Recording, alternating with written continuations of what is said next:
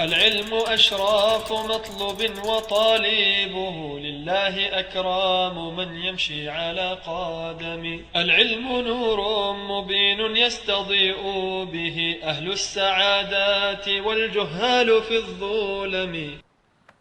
السلام عليكم ورحمة الله وبركاته. بسم الله الرحمن الرحيم. الحمد لله نحمده ونستعينه ونستغفره ونعوذ بالله من شرور أنفسنا ومن سيئات أعمالنا من يهده الله فلا مضل له ومن يضلل فلا هادي له وأشهد أن لا إله إلا الله وحده لا شريك له وأشهد أن محمدا عبده ورسوله. أما بعد فإن أحسن الكلام كلام الله وخير الهدى هدى محمد صلى الله عليه وسلم وإن شر الأمور محدثاتها وكل محدثة بدعة وكل بدعة ضلالة وكل ضلالة في النار. So we welcome you once again to this seminar over the weekend, and as you can see from the schedule, the general theme of this seminar this weekend is centered around the importance of being strong in times of fitna, in times of tribulation, recognizing who are the major scholars and adhering to them, and knowing and learning the principles of Ahlus Sunnah wa-al-Jamāʿah, the principles in the Salafi methodology, which relate to how a person behaves in relation to different categories of people. How do we behave towards the scholars? How do we behave towards the sinners who fall into major sins? How do we behave towards the people of the Sunnah who make a mistake, who err, whether in issues of the usul, the foundations, or other than that? How do we behave towards a person who actually deviates and leaves the straight path after the hujjah is established? So in the next couple of days, inshallah ta'ala, the various lectures that you are going to hear from the various brothers, then these are the general topics that we are going to discuss. And all of the lectures are kind of related to each other. So try to relate one person's lecture to another person's lecture, because, as I said, they are all connected. As for my lecture today and tomorrow, inshallah ta'ala, then it will take the following format. First of all, I'm going to begin with some advice from Shaykh Rabīʿ ibn Hādī al-Madkhalī hafidhahullah ta'ala, a general piece of advice, which again, it fits into the theme of the conference, and so perhaps that will take maybe 25 minutes, half an hour.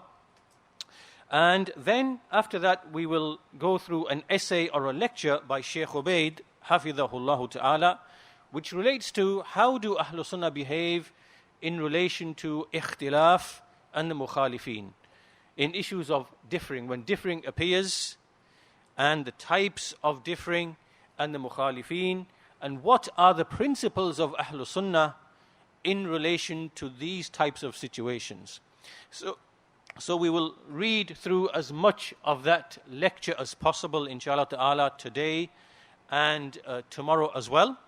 And if we finish that entire lecture, then we have some other fatawa or pieces of advice from Shaykh ʿUbayd and Shaykh Rabīʿ, which deal specifically with certain situations that we might find ourselves in. For example, a situation, to give a number of examples, how do we behave with sinful Muslims within the society that we live? How do we behave? How do we interact? And how do we deal with the issue of sin, the presence of sin, and the people who commit sin? How do we deal with it with hikmah, with wisdom?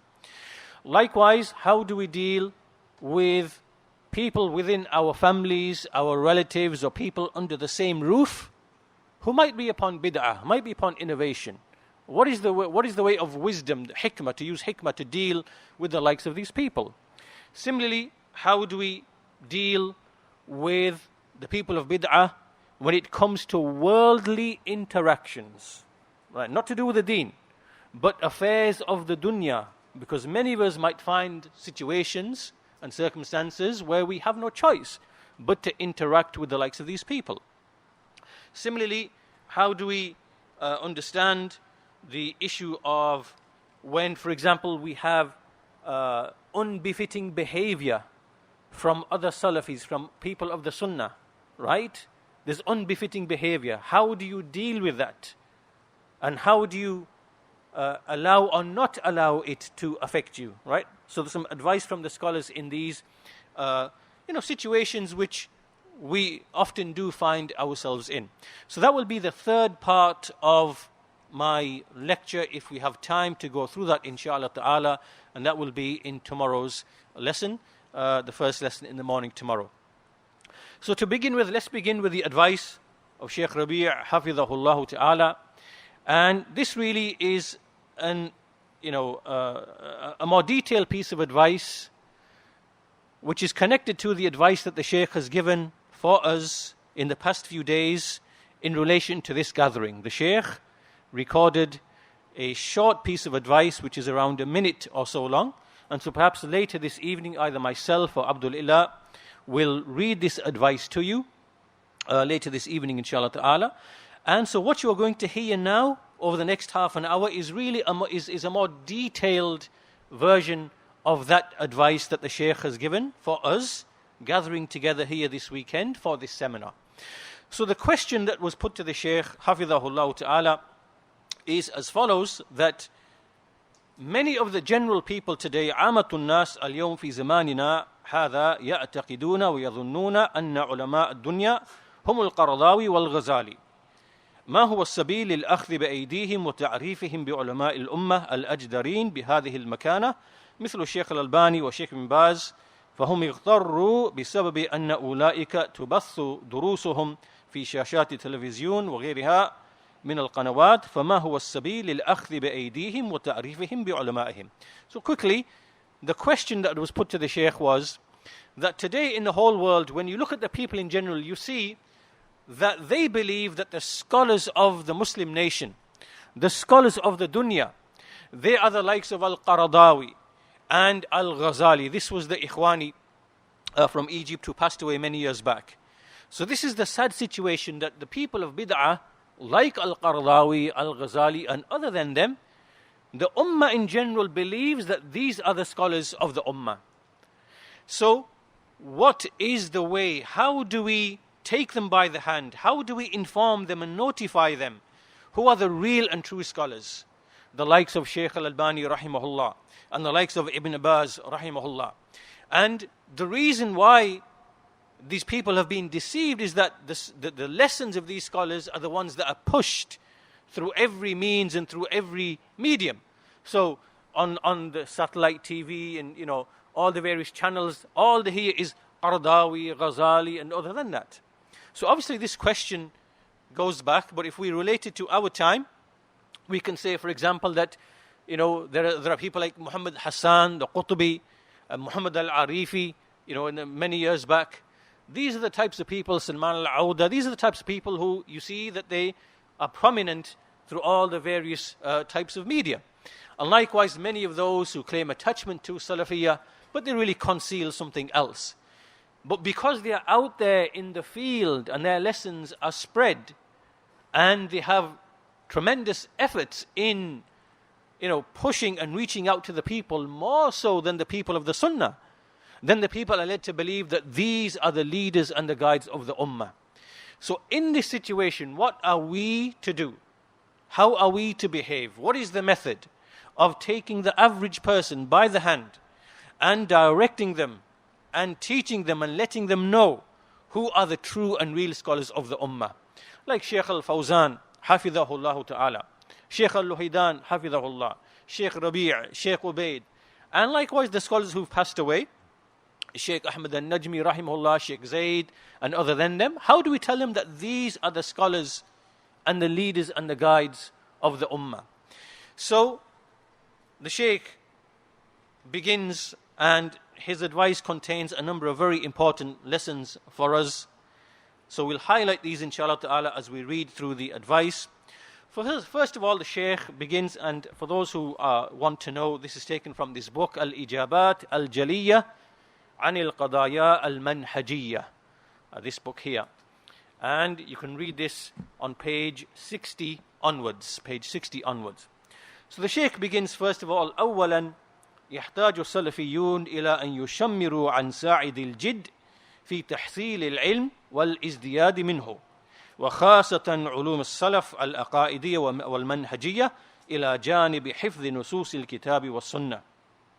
First of all, the first thing that the Salafis are in need of is for them to roll up their sleeves and to strive in earnest, to have zeal and to be earnest in seeking knowledge and increasing in knowledge. And especially the various sciences of the Salaf, the various types of knowledge that relate to Aqidah and Manhaj. And this is alongside, at the same time, memorizing the texts of the Quran, of the book, and of the Sunnah. So this now is the first way, the thing that we start with. To understand, to gain fiqh in the religion by studying the aqaid, the belief, the creed, and the manahij, the methodologies of the Salaf and what they wrote in their books, from the early books that the Salaf wrote at the beginning in refutation of the Mu'tazila and the Rafida, the Khawarij, the Ash'ariyya, and other than them, the Mu'tazila, the Qadariyya, and other than them, the Murji, and so on and so forth, and whatever books followed in that path up until this day of ours. And then at the same time, to memorize the Quran, memorize the Sunnah, because within them is the dalil, the evidence, the adillah. So these two things go hand in hand. Then the Shaykh makes a very important point that cannot be stressed enough. He says, فَإِنَّكَ إِذَا كُنْتَ قَاصِرًا فِي الْعِلْمِ وَتَتَكَلَّمْ فِي أَمْثَالِ هَؤُلَاءِ الَّذِينَ فَرَضُوا أَنفُسَهُمْ عَلَى الْأُمَّةِ بِثَرْثَرَتِهِمْ وتزيينهم وزخرفتهم للكلام أو زخرفتهم للباطل والبدع والضلالات فإن الناس يغترون بهم ولا يقنعهم بأن هؤلاء من الرؤوس الجحال إلا أن يروا هناك علماء حقا يعلمون الناس قال الله قال رسول الله قال الصحابة.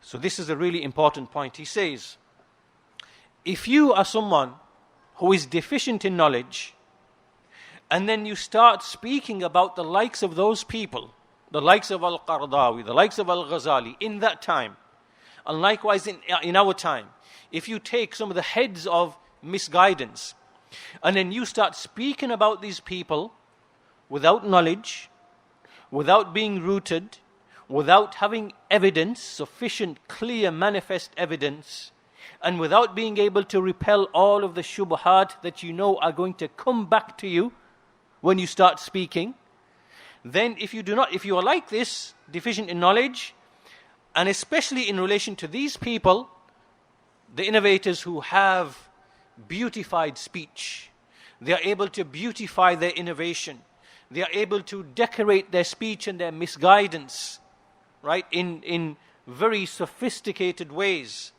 and to decorate innovation and misguidance, what will happen? What will happen is that you will not make the affair clear to the people. And because you appear as someone who is weak, with no evidence, and you then what you do is you cement those people in their misguidance. You make those people whom you are trying to guide, you make them think, well, Qaradawi must be upon the truth. Al-Ghazali must be upon the truth. Or whoever else that we are speaking of, whether it is likes of the Qutbiyya, or whichever people of misguidance that are present in our time. You will make them believe these people must be on the truth, because look at what these people have, nothing. Weak proofs or non-existent proofs, right? Or, twisting of words and this and whatever, or they can't answer the shubuhat. This is the consequence of being deficient in knowledge and being deficient in having fiqh of the creed and the methodology of the Salaf. So then, the people will not be satisfied. They won't be convinced that these innovators, the likes of whom have been mentioned, that these are in reality those whom the Messenger mentioned, that they are the misguided heads of the ignoramuses, they won't be convinced. You won't convince them. And so,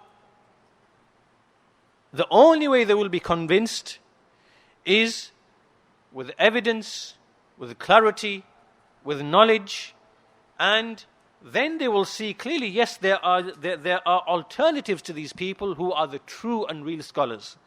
The scholars, those who say that Allah said, and the Messenger said, and the Sahaba said. Why? Because this now is what is ilm. You need to show them what is ilm and whom is it coming from. And compare and contrast that to the bid'ah, or the ra'i, the opinion, or the qiyas, the analogy, the use of analogy. All these things are what these innovators use. They have bid'ah with them, they have opinion, they have fikr, they have the false use of analogy which is false. So for the people to see, this is ilm, قال الله وقال رسوله وقال الصحابة, and to contrast that with bid'ah, ra'i, qiyas, fikr, and so on and so forth, then they need to be presented with knowledge, evidences. And this can only come from a person who is grounded in ilm. And the Shaykh then goes on to mention that why is it that these people have come along and they are the ones who've become famous to the common people, that these are the scholars of the ummah. The Shaykh mentions a line of poetry, خَلَى لَكَ الْجَوْ فَبَيِّدِي وَاصْفَرِّي وَنَقِّرِي مَا شِئْتِ أَن تُنَقِّرِي. It's a poetry, the background of which is that a father and his son, they went to a valley and they tried to catch some animals or to lure some animals. And what they did is they throw some seeds onto the ground to lure them. So they sat and they waited and waited and waited and waited. Nothing came. And then they left. And then some birds, there's a bird called a lark, then throngs of these birds came along, and the field was opened and they took whatever they wished from the seeds. Meaning that the field was open for them to come and to basically, take what they wanted. In a similar manner, these people, like your Qaradawis and Al-Ghazalis in the past, but even more so today, especially when we have the use of the internet and social media, there are people from the people of bid'ah who've realized the marketing potential of these means and mechanisms, and they've made use of them to amass followers in the millions and millions and millions. So when you see, for example, these people like Muhammad al-Arifi, Mufti Menk, and all these other, these clowns that you find from the UK and elsewhere who are using YouTube and social media to market young, impressionable people through entertainment and gimmicks and games and things like that, and they amass tens of thousands, hundreds of thousands of followers. These people have found the field open for them to come and to thrust themselves upon the masses and to make them think that they are the scholars and that they are the students of knowledge, because they found the field to be open. So the point that the Shaykh is making, that for the people of the truth, first of all, they must equip themselves with ilm and strive in seeking knowledge, so that when they speak, when they come into the field and they start speaking about this person and that innovator and that hizbi and that, to whom the people are attached, then it has to be with truth and with evidence, with convincing evidence, so that the people can see that yes, the truth is found with other than these people. So the Shaykh says, if the Salafis and the scholars of the Salafis were to come and to criticize the misguided people, naqdan ilmiyan, with a knowledge-based criticism in the affairs fil umur al-aqadiyya wal-manhajiyya, in the affairs of aqidah, in the affairs of manhaj. And to be honest with you, ya ikhwan, the average person, when he hears a Salafi speak with evidence, قال الله وقال رسوله وقال الصحابة, and this is the ijma', and their reasoning is based upon the texts, right? The average person has enough fitrah for him to see this person, I don't know exactly the details, but I can see this person is saying, Allah said, Messenger said, the Sahaba said, and this person, all he's bringing is his like opinion and ra'i, right? Most people will be able to recognize at least this much in a general sense, even if they don't know the specific details. And so their hearts will be inclined to the person who's speaking the language of the Quran and the Sunnah and of the Sahaba and of the Salaf. So the Shaykh is saying that if the Salafis and their scholars, they come and they bring an ilmi critique, an ilmi response, then the Shaykh says, if the evil does not stop altogether, at least it will be decreased. Because the Shaykh says, لَخَفَّتْ فِتْنَتُهُمْ إِلَّمْ تَزُلْ, that the fitna will be at least decreased if it doesn't stop altogether. Then the Shaykh goes on to mention another important point to emphasize everything that he said so far. He says, this is because to make the people come away from the people of batil and to make them satisfied and to change them, to take them away from the people of misguidance, is something that is sa'ab to begin with. It's already difficult to do that.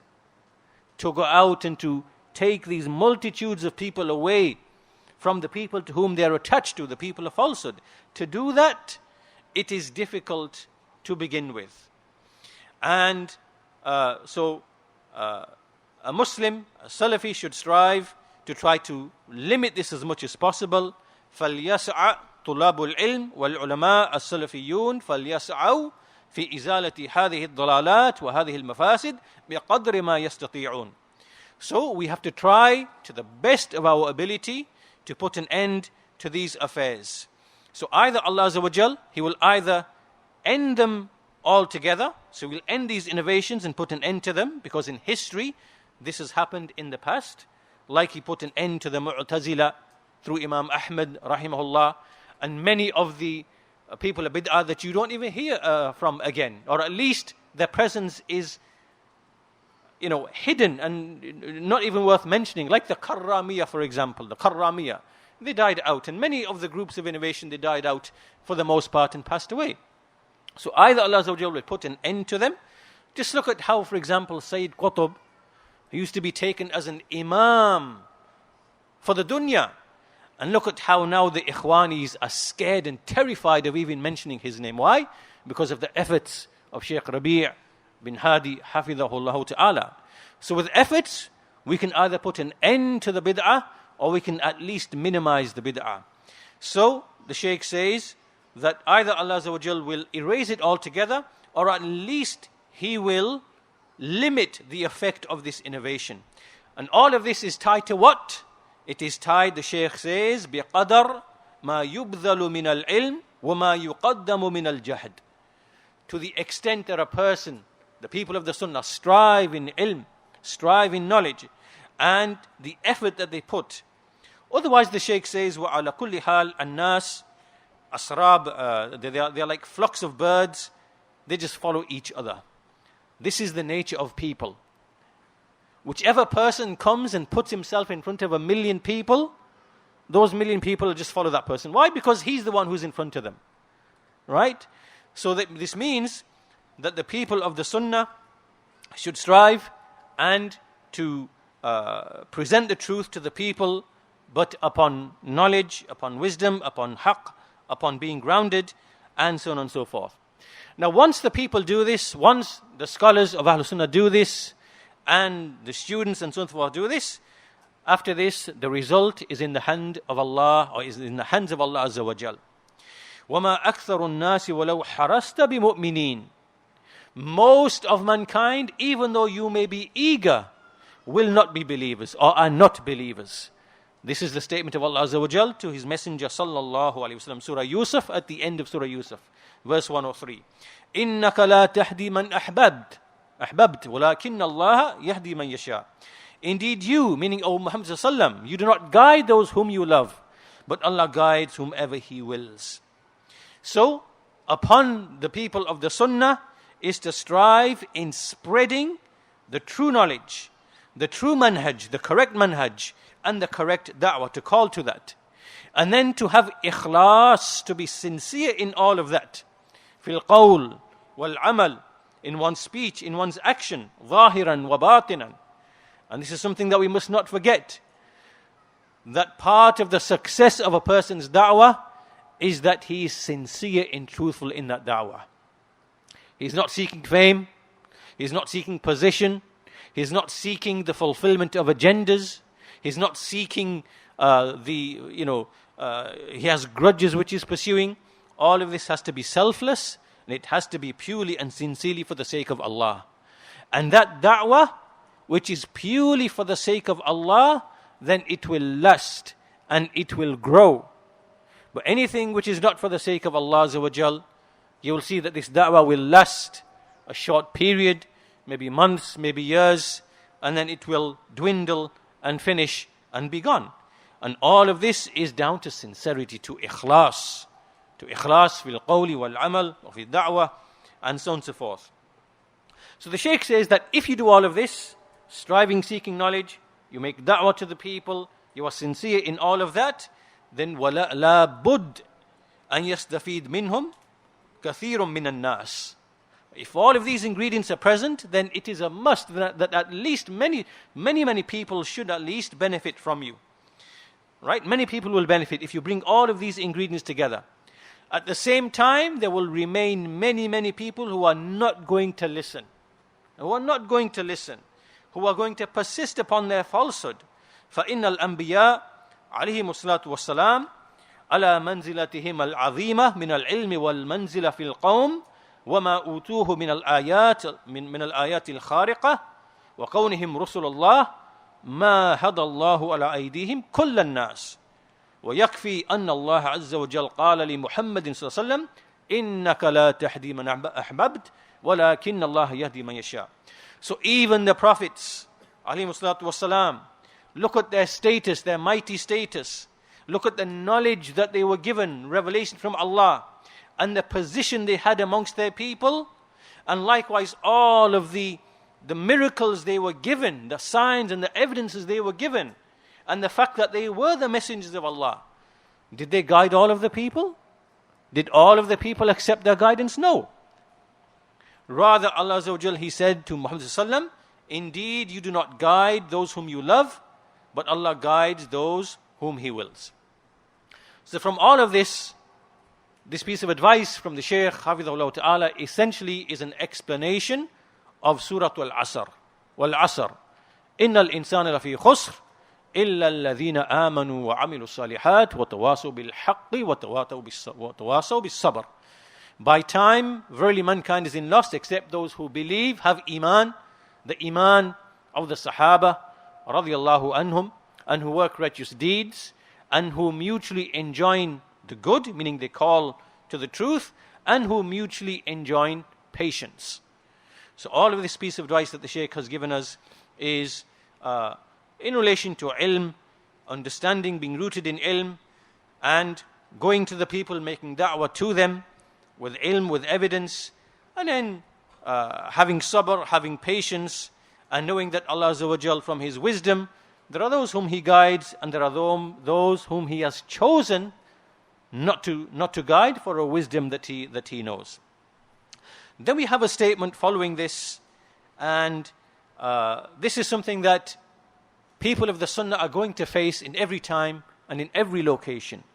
The question is, هناك من يتهم الدعوة السلفية في زماننا هذا بالشدة وأنه ينبغي على الدعاة اللين مع أهل البدع فهل هذا الكلام صحيح وكيف يكون الرد عليهم علما أن الزمان غير الزمان والرجال غير الرجال. There are those who accuse the Salafi da'wah in our time of harshness, and that we must use the approach of gentleness with the people of bid'ah. Is this speech correct? And how do we refute these people? With the knowledge that our time is other than the time that came before, and the people today are other than the people who came before. So the Shaykh gives the answer to this, and he says, هذا الأسلوب, this method, which is to accuse the Salafis of shiddah, ليس بالأمر الجديد. This is not something new. وإنما هو قديم. Rather, this is something that is ancient. فمن زمن أحمد بن حنبل ومن قبله ومن بعده إلى يومنا هذا لا يستطيع أهل الباطل أن يقاوموا أهل الحق إلا بالتشويه والتشويهات كثيرة. From the time of Ahmad bin Hanbal and the time before him and the time after him up until this day of ours, from those who are before him and those after him, the people of Batil are not able to stand up to the people of truth except by causing confusion and using false arguments and creating confusion. And this is just one argument that they use, shiddah, harshness. Rather, there are many, many other things that they use. This is only one aspect of many different aspects that they use. So for example, فَيَرْمُونَهُمْ بِأَنَّهُمْ خَوَارِجٌ. So from the things they say is that the Salafis are Khawarij. وَيَرْمُونَهُمْ بِأَنَّهُمْ مُجَسِّمَةٌ. And from the things that they say is that the Salafis are anthropomorphists. They are mujassima. They believe in a Lord and a deity whom they have turned into a man. Right? They give him human attributes. This is a saying of the Jahmiyyah against the people of the Sunnah. And that they are mushabbiha. And so the Shaykh says that every group and every party, they accuse the Salafis of the other extreme of what they themselves are upon. So if they are Murjiyah, they will accuse you of being Khawarij. And if they are Jahmiyyah, who deny the attributes, they will accuse you of being Mushabbiha. Right? And so on and so forth to all the other affairs. And if they are Mu'tazila, who basically employ the intellect and reason and make it dominant, they will say that you are the barbaric, backward people. Right? So they'll accuse you the opposite of what they themselves are upon. So the Shaykh says, and he gives some examples, the Jahmiyyah, they call them Mushabbiha, the Salafis Mushabbiha. Why? Because they affirm the attributes of Allah, which have come in the Quran and in the Sunnah, in a manner which befits Allah Tabarak wa Ta'ala. And likewise the Khawarij and the Mu'tazila, they say to the people of the Sunnah, you are Murji'ah. Why? Because, they have certain usul in the subject of Iman which oppose that which the Khawarij are upon. Likewise the Rafidah, they say to the people of the Sunnah, you are Nawasib. That you are Nawasib, you are haters of Ali and his, radiallahu anhu, and so on and so forth, the Ahlul Bayt. Because they make ghulu in Ali radiallahu anhu and Ahlul Bayt. And so on and so forth to all of the various other people of Bid'ah. So the point being that in every age, in every time, in every era, there are arguments that are used by the people of Bid'ah, labels, and the Shaykh says that in our time, this is one of them. Shiddah, that you are harsh and that you are, that you are agents. You are agents of, the governments or of the secret services or of Mossad or whatever else. You are agents who've been paid to come and split the ummah. Right? They turn the scales the other way around. The ummah has been split. Why? Because of the presence of the Jahmiyyah and the Khawarij and the Rafidah and the Sufiyah and the Mu'tazila and the Ash'ariyah and the Batiniyah and Ikhwan and Tabligh and so on and so forth. These people have come and they've innovated and they've made tahrif and tabdeel. And so when the people act upon a deen which is muharraf, mubaddal, then it is going to split the hearts. These are the people who split the ummah. So when we come and we try to guide the people back to the correct ilm, to the correct creed, to the correct methodology, we are in fact uniting people. We are uniting people. We are bringing back their hearts. And because Allah Azza wa Jal has written misguidance for some people and written guidance for other people, it is a must that as we make our da'wah, some people will oppose it. Because misguidance has been written for those people. And those people will then bring shubuhat, arguments. And from those arguments are the likes of these arguments. You are harsh, you are agents, you are paid, you are infiltrators, you are the cause of the ills of the ummah. And all of this is a means that these people use to hinder others from the path of Allah Azza wa Jal, from the path of the truth. So, you are agents, you are spies, you are, or they say about the scholars, you are the scholars of menstruation and postpartum bleeding. Because all you talk about are the rulings of women and the rulings of menstruation and the rulings of purification. You're not concerned with the great affairs that affect the Muslims in every place. Right? So they bring these arguments and they misguide the average people, the common people, away. And so these are the people of batil, people of falsehood. And likewise, you see one of the arguments that they bring today, nowadays, that they bring just as we're on this point, and this is something that the prophets were also accused of. The argument of these people are after control. They want to control the da'wah. They want monopoly. This is what they say. In the Quran, Allah Azza wa Jalla in Surah Sa'd, the 38th surah at the beginning, Allah Azza wa Jalla, He mentions the statement of the disbelievers of Quraysh. وَانْطَلَقَ الْمَلَأُ مِنْهُمْ أَنِ امْشُوا وَاصْبِرُوا عَلَىٰ آلِهَتِكُمْ إِنَّ هَذَا لَشَيْءٌ يُرَادٌ. So these pagans, they said, the leaders of the people, they came and they said, continue, proceed, and have patience upon your deities.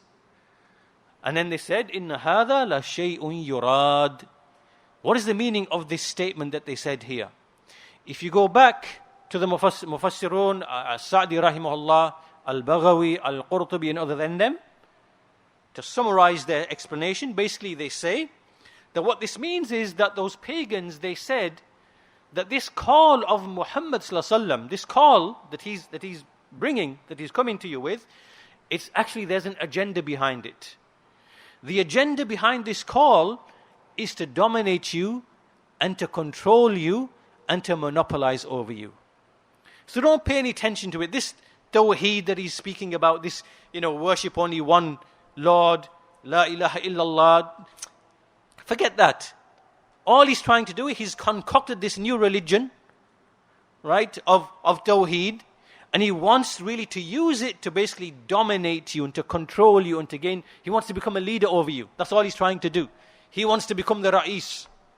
So he's trying to draw you away with this doctrine which is concocted that we've never heard before.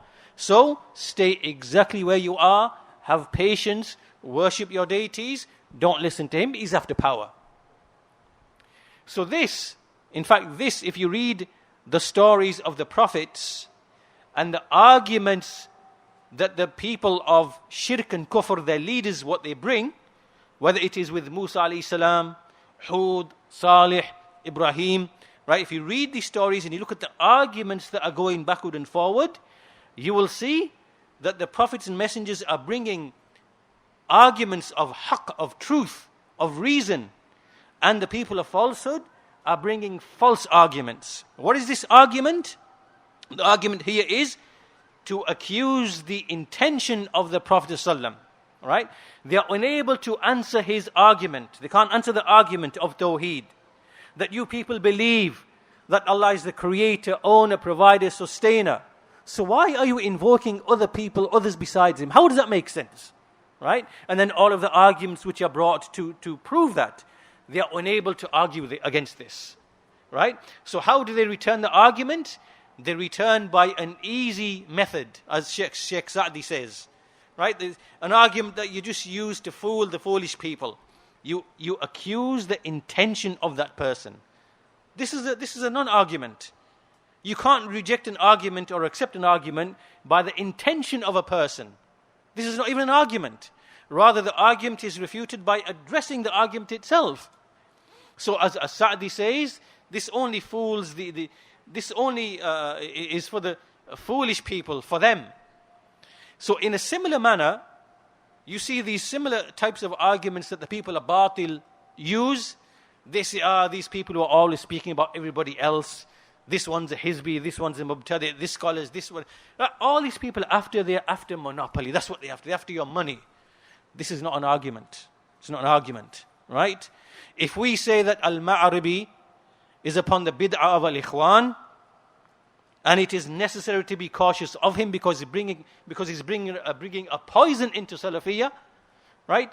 It's not an argument to say, well, yes, these people are just after monopoly. They just want you to listen just to them. This is not an argument. That's not an argument. Right? The argument is that we have to look at the evidence. And the evidence that was brought by our scholars many, many years back, Shaykh Rabīʿ wrote many, many books, then he was correct in that. Because 6, 7, 8, 9, 10 years afterwards, what did al-Ma'ribi do? When these, revolutions happened in Egypt, his true colors came out. His true colors came out. 10 years earlier, he was writing all these principles, deceptive principles, al-Mujmal, wal-Mufassal, wa-Tathabbut, wa-Adam al-Taqleed, and so on and so forth. What did he really mean by all this? They were disguised Ikhwani principles, really. And Shaykh Rabīʿ caught this man out and refuted him and exposed him. And so 10 years later, what do you see? This man the revolutions take place in Egypt, and now his true colors come out. Hassan al-Banna was upon Salafiyya. And the Ikhwan and the Tabligh, in general, they are upon the Ahlul Sunnati wa-al-Jamāʿah. And we can work with them. Everything that the man, he poured out of his heart, that he was concealing 10 years before. Right? So address the arguments. Address the arguments. Don't say, you people are after monopoly. You're trying to control the Salafis. You're trying to make something exclusive. Right? This is the argument of bankrupt people like Tahir Wayat and those others who were too cowardly and too scared to speak with the truth that the scholars spoke with respect to al-Ma'ribi and al-Halabi. Why? Because these people themselves are upon these very same principles that were refuted. That's why they were unable to speak. That's why they were unable to support the haqq. Because they knew that our dawah, the dawah that we want to be upon, that we want to call the people to, when we return to the West, is the same da'wah that is built upon these very same principles. So therefore they concoct this evil argument. It is about monopoly. It is about control. It is about this. It is about that. All of this is batil. All of this is trying to make fools of the people in their minds. It's not an argument. So the Shaykh basically, he says that the callers of evil, the callers of falsehood, the callers of misguidance, this is what they use against the Salafi. So the Shaykh says, فَمَا عَلَى السَّلَفِيِّينَ إِلَّا أَن يَمْضُوا فِي سَبِيلِ دَعْوَتِهِمْ إِلَى اللَّهِ عَلَى بَصِيرَةٍ وفي نفس الوقت عليهم أن يتحلوا بالأخلاق العالية من الصبر والحلم والحكمة وسائر الصفات الطيبة النبيلة التي تتواءم مع هذه الدعوة العظيمة. So the Shaykh says, how do we then behave? How do we react when we are faced with the likes of these evil labels and evil titles from these people? It is upon them, nothing is upon them except to proceed in the path of their da'wah to Allah ala basira, to proceed, to continue calling to Allah upon basira, and at the same time that they adorn themselves, they beautify themselves with the noblest of manners, of having sabr, of having forbearance, al-hilm, of using wisdom, and all of the noble upright characteristics which are in agreement with the da'wah. The Salafi da'wah, the da'wah of the truth, of Tawheed and the Sunnah, is something that fits naturally, and vice versa as well, of all of the noble traits. They go hand in hand. They go hand in hand. And so those types of traits, which are like that, like as-sabr, al-hilm, al-hikmah, patience, forbearance, wisdom, and so on and so forth, then it is upon the people to adorn themselves with these qualities and these traits, and that they use the prophets and the imams of the Salaf as their model, to make them a model. Because in the Quran, Allah Azza wa Jal has mentioned about the enemies of the prophets, what they said about them. They said about them that you are liars. They accused them with kadhib, and they accused them of being magicians, and they accused them of being fortune tellers, and they accused them of being mad with junoon, and they accused them of many, many things. So upon the caller to the truth, the one who is sincere, it is upon himself to take them as his model. And even those great prophets, alongside their lofty station, their lofty position, even they were not safe from these evil accusations. So how are we going to be safe? How, if the prophets and messengers were not safe, how are those after them going to be safe? So the Shaykh says that this is from the wisdom of Allah Azza wa Jal, in that He puts the people to trial. وَلَوْ يَشَاءُ اللَّهُ لَنْ تَصَرَ مِنْهُمْ. in Surah Muhammad, that if Allah willed, He would have aided those. This is in the context of a battle. If Allah willed, He would have aided you and given you victory. But He wants to test some of you with others. He wants to test some of you with others. So Allah Azza wa Jal does not always give victory. He allows you to have some defeat sometimes, allows you to be put to trial sometimes. Why? Because this is part and parcel of the trials and the tribulations. And Allah Azza wa Jal, if He wanted to guide everybody, like He says, وَلَا يَزَالُونَ مُخْتَلِفِينَ إِلَّا مَنْ رَحِمَ رَبُّكَ. If Allah so, they will never cease to be differing, except the one to whom Allah, except those whom Allah wills. So, the point being, the Shaykh says, this is an imtihan. Allah Azza wa Jal has made this as a means to raise the ranks of some people in this life and the next. And there are other people who do not succeed in the test. They fall into dismay and they submit and they fall behind and they incline to the world. So all of this is a test and a trial. And there's a beautiful statement we'll finish from Ibn al-Qayyim rahimahullah, which puts into context how we should view this affair. So he says, فَخَلْقُ الشَّيَاطِينِ وَأَوْلِيَائِهِمْ وَجُنْدِهِمْ مِنْ أَعْظَمِ النِّعَمِ في حق المؤمنين فإنهم بسبب وجودهم صاروا مجاهدين في سبيل الله يحبون لله ويبغضون لله ويوالون فيه ويعادون فيه ولا تكمل نفس العبد ولا يصلح لها الزكاة والفلاح إلا بذلك. Ibn al-Qayyim says that the creation of the shayateen, of the devils, and their allies, and their soldiers, is from the greatest of the favors towards the believers. Think about that. That the creation of shayateen, of the devils, and their allies, and their soldiers, is from the greatest of the favors to the believers. How can this be? How can the creation of the shayateen and all of the allies from the people of the various adyan, batila, the false adyan, and likewise, how can they be from the greatest of favors to the believers? That he explains. فَإِنَّهُمْ بِسَبَبِ وُجُودِهِمْ صَارُوا مُجَاهِدِينَ فِي سَبِيلِ اللَّهِ.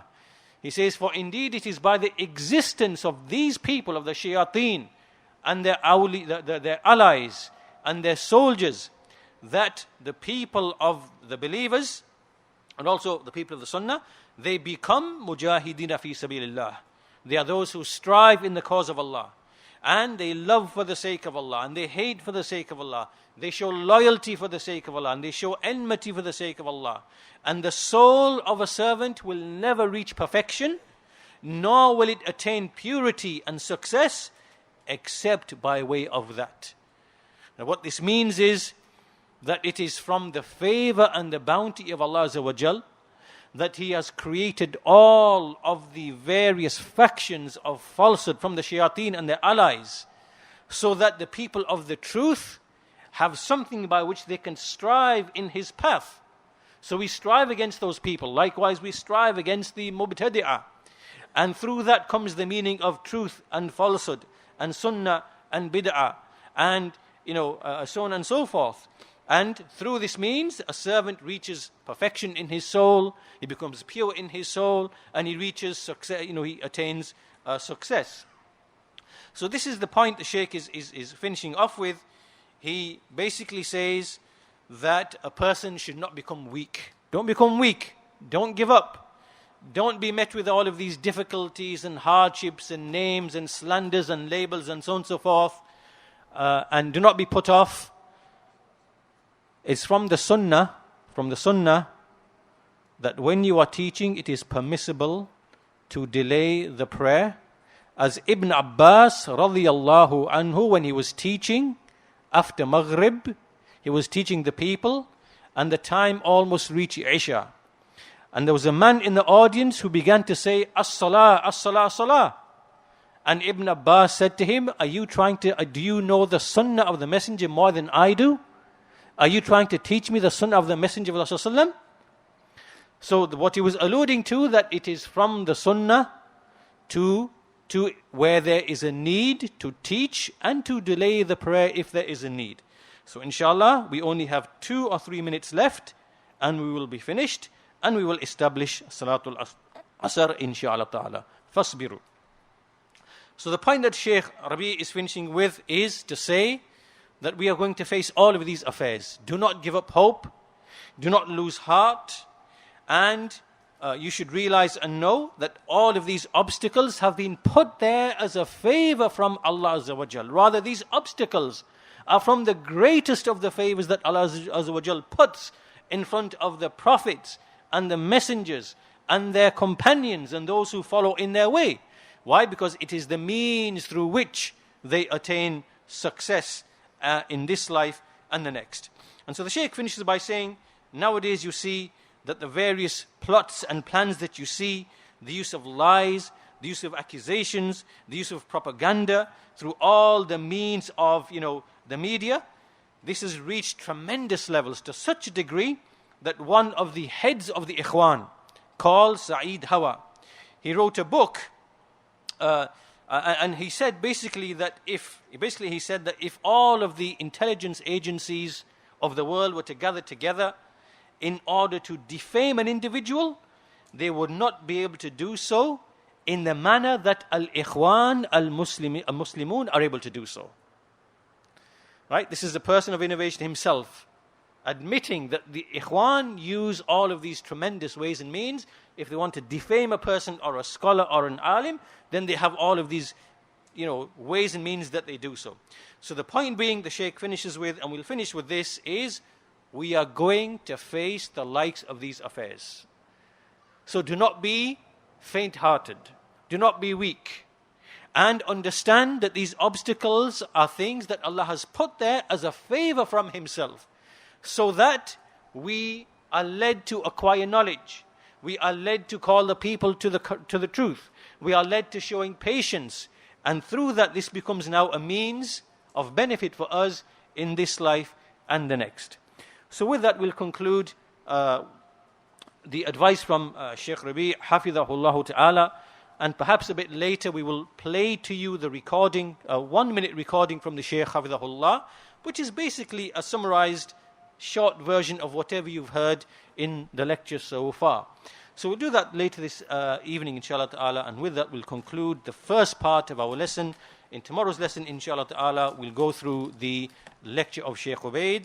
Walhamdulillahi Rabbil Alameen, wa sallallahu ala nabina Muhammad wa ala alihi wa sahbihi ajma'in. عبده ورسوله أما بعد فإن أحسن الكلام كلام الله وخير الهدى هدى محمد صلى الله عليه وسلم وإن شر الأمور محدثاتها وكل محدثة بدعة وكل بدعة ضلالة وكل ضلالة في النار. First of all, is the sound okay? Because I know it's quite noisy with all of the fans on. Can you hear okay or not? Yes? Is it possible to raise it? Because some people can't hear properly.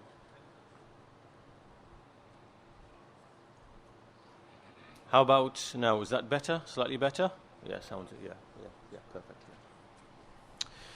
Yeah. So welcome to the day 2, second day of this seminar, connected to the scholars, acquiring knowledge, adhering to unity, implementing the principles of Ahl-Sunnah wa-al-Jamāʿah, avoiding tribulations, recognizing tribulations, and so on and so forth.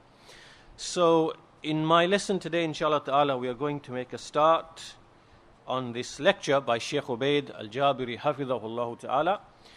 It is taken from this compilation, Majmū'atul Rasā'il al-Jābiriyya fi Masā'il Ilmiyya.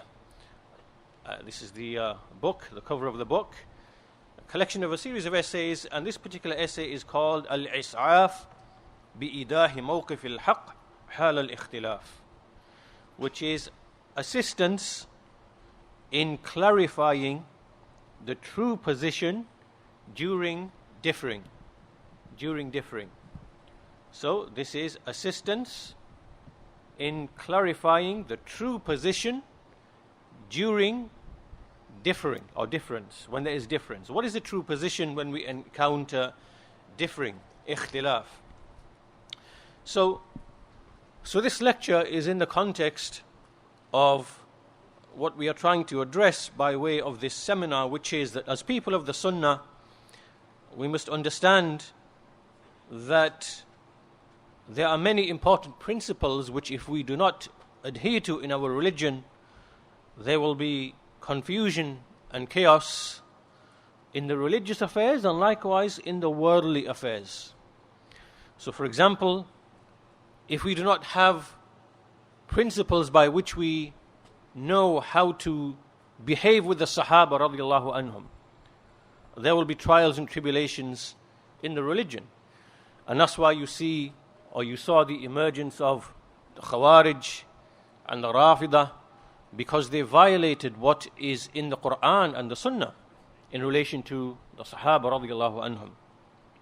Likewise, with respect to the rulers, if we do not understand how to behave with the rulers, there will be tribulations in the worldly sense. There will be bloodshed, there will be splitting, there will be killing, there will be disunity, there will be disintegration. All sorts of trials come when we do not know and implement these principles.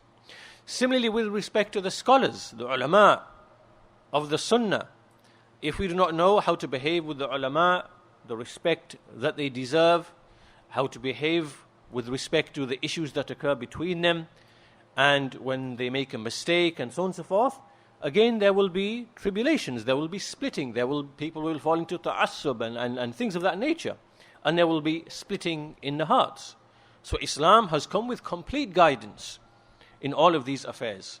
Similarly, with respect to a sinful Muslim, the people who commit major sin, there are principles in our religion with respect to how we behave towards them and with them. Do we expel them from Islam? Are they within the fold of Islam? Are they to be warned against? Are they to be advised? How do we deal with people like that? And again, there are principles in the Quran and the Sunnah that relate to these issues. Similarly, the innovators and the deviants. And this is a well-known subject. Similarly, a Salafi who falls into a mistake, a Salafi who errs, how do we behave with him? Or a Salafi who actually deviates. So rather than just slipping and falling into a mistake in his speech, in his qawl, in his amal or whatever else, now we have someone who actually deviates fully, completely. And so how do we arrive at the situation whereby we warn from that person? What are the steps that occur before all of this? So there are principles in relation to all of these things. And if we do not understand and apply these principles, there will be fawda, there will be confusion, there will be chaos, and the strength of Ahlus Sunnah wal-Jamāʿah will deteriorate. So that's why it's very, very important to understand these affairs, and for that reason, this lecture, this essay of Shaykh ʿUbayd, Hafidhahullah Ta'ala, addresses some aspects of this issue. So we will try our very best to get through as much of it as possible. There are approximately 25-30 pages, and we'll try our best to get through as much of it as possible. But in a nutshell, to give you the structure of what Shaykh ʍubayd will speak about, there are basically three principles that the Shaykh will mention. The first principle is that the asal, the foundation with respect to mankind as a whole, is that they are upon tawheed and that they are upon unity. This is the foundation. And thereafter, we see that mankind fell into disunity and splitting, and hence Allah Azza wa Jal, He sent the messengers, He revealed the books, and He revealed to mankind that by which they can remove the differences. And then there were those people whom He guided, who adhered to the truth, and there were those who were besides them. And that this situation will continue up until Yawmul Qiyamah. This is the reality of mankind. So the asal, the foundation, was unity upon tawheed. And thereafter, they differed, and then Allah Azza wa Jal sent the books and the messengers. So this is a principle that the Shaykh begins with first. Secondly, he will speak about those things that lead to deviation and error. Things like ra'i, opinion, a person's using opinion in relation to the texts, bid'ah, innovation, and qiyas, the use of analogy, false analogies, invalid analogies. So the Shaykh will speak about that with bringing some texts. And thirdly, he will then go on to speak about how do we deal with differing and those who differ. The mukhalafa and the mukhalif. How do we deal with respect to each of these two issues? So that, in essence, is what is going to be covered in this lecture, inshallah ta'ala. So the Shaykh begins, after praising Allah Azza wa Jal and sending salat and salam upon the Messenger of Allah Sallallahu Alaihi Wasallam. He says that this is a short lecture in the course of which we will mention some important principles. تُعْرَضُ قواعد وأصول يستعملها أهل السنة في التعامل مع من يخالفهم. That in the course of this lecture there will be certain principles, there will be certain foundations which Ahlul Sunnah use in relation to those who oppose them, irrespective of whether the opposition is in the usul, the foundations of the religion, or in the branches of the religion. Then the Shaykh mentions a point, an important point at the beginning. He says that to Ahlul Sunnati wal-Jamāʿah, the consideration is always given to the evidence, to the dalil. The dalil is what decides everything. And the Shaykh says, لأنه من المتقرر بمقتضى ضلالة الكتاب والسنة أن العبرة هو بما دل عليه الدليل. So in everything, the consideration that is given is only ever to the dalil, to the actual evidence. And this dalil, Shaykh explains, is either an ayah in the Quran or it is a hadith sahih from the Prophet sallallahu alaihi wasallam. And later on he also explains in another place ijma' as well, the consensus. So we have nas and ijma'. Nas is the text, which can be Quran, authentic sunnah, and ijma' is the consensus. So this is what constitutes the dalil. On the basis of dalil, we know haqq and batil, truth and falsehood, guidance and misguidance, sunni from a mubtadi'. This is what determines everything. So this is a firm principle with us. The Shaykh then quotes the statement of Amir al-Mu'mineen, Ali bin Abi Talib, radiyallahu anhu, لو كان الدين بالرأي لكان باطن الخف أولى بالمسح من أعلاه. That if the religion was based upon opinion, then a person would have wiped the bottom of the leather socks rather than the top of the leather socks. Right? If we were to use intellect as the foundation or the opinion, then a person would think that if the bottom of the socks are touching the ground and they are the part that's going to get dirty, then we should be wiping the bottom part, if you were to use your reason. But the deen is not based upon reason. It is based upon the ilm of Allah, the wisdom of Allah, and so the ra'i cannot be implemented or used. So after this first point, the first point is about dalil. Dalil decides everything. The Shaykh then says that there are three principles that we must understand, as a result of which this affair will become clear, this affair of how to deal with opposition. So the first affair, الأمر الأول أن الأصل في الإنسانية هو خالص التدين لله سبحانه وتعالى. That the first principle is, with respect to mankind, is that they are upon sincere worship of Allah Azza wa Jal and following of His messengers. This is what the foundation is with mankind. And the evidence for this is clear in the Quran and the Sunnah. The Shaykh brings an ayah in Surah Al-Baqarah verse 213, كَانَ النَّاسِ أُمَّةً وَاحِدَةً. So this now is the asl. Mankind used to be a single nation upon Tawheed and being grateful for His favors, united as well. فَبَعَثَ اللَّهُ النَّبِيِّينَ مُبَشِّرِينَ وَمُنذِرِينَ وَأَنزَلَ مَعَهُمُ الْكِتَابَ بِالْحَقِّ لِيَحْكُمَ بَيْنَ النَّاسِ فِيمَا اخْتَلَفُوا فِيهِ. And then Allah sent the prophets as those who give glad tidings and those who warn. And He sent with them the book in truth, that they may judge between the people, that He may judge between the people in that in which they differed. وَمَا اخْتَلَفَ فِيهِ إِلَّا الَّذِينَ أُوتُوهُ مِنْ بَعْدِ مَا جَاءَتْهُمُ الْبَيِّنَاتِ بَغْيًا بَيْنَهُمْ. And those who differed did not differ except those who were given the book after the clear evidences came to them, out of transgression and envy amongst themselves. فَهَدَى اللَّهُ الَّذِينَ آمَنُوا لِمَا اخْتَلَفُوا فِيهِ مِنَ الْحَقِّ بِإِذْنِهِ وَاللَّهُ يَهْدِي مَنْ يَشَاءُ إِلَى صِرَاطٍ مُسْتَقِيمٍ. And then Allah guided those who believed in that in which they differed from the truth by way of His permission, and Allah is the one who guides whomever He wills to the straight path.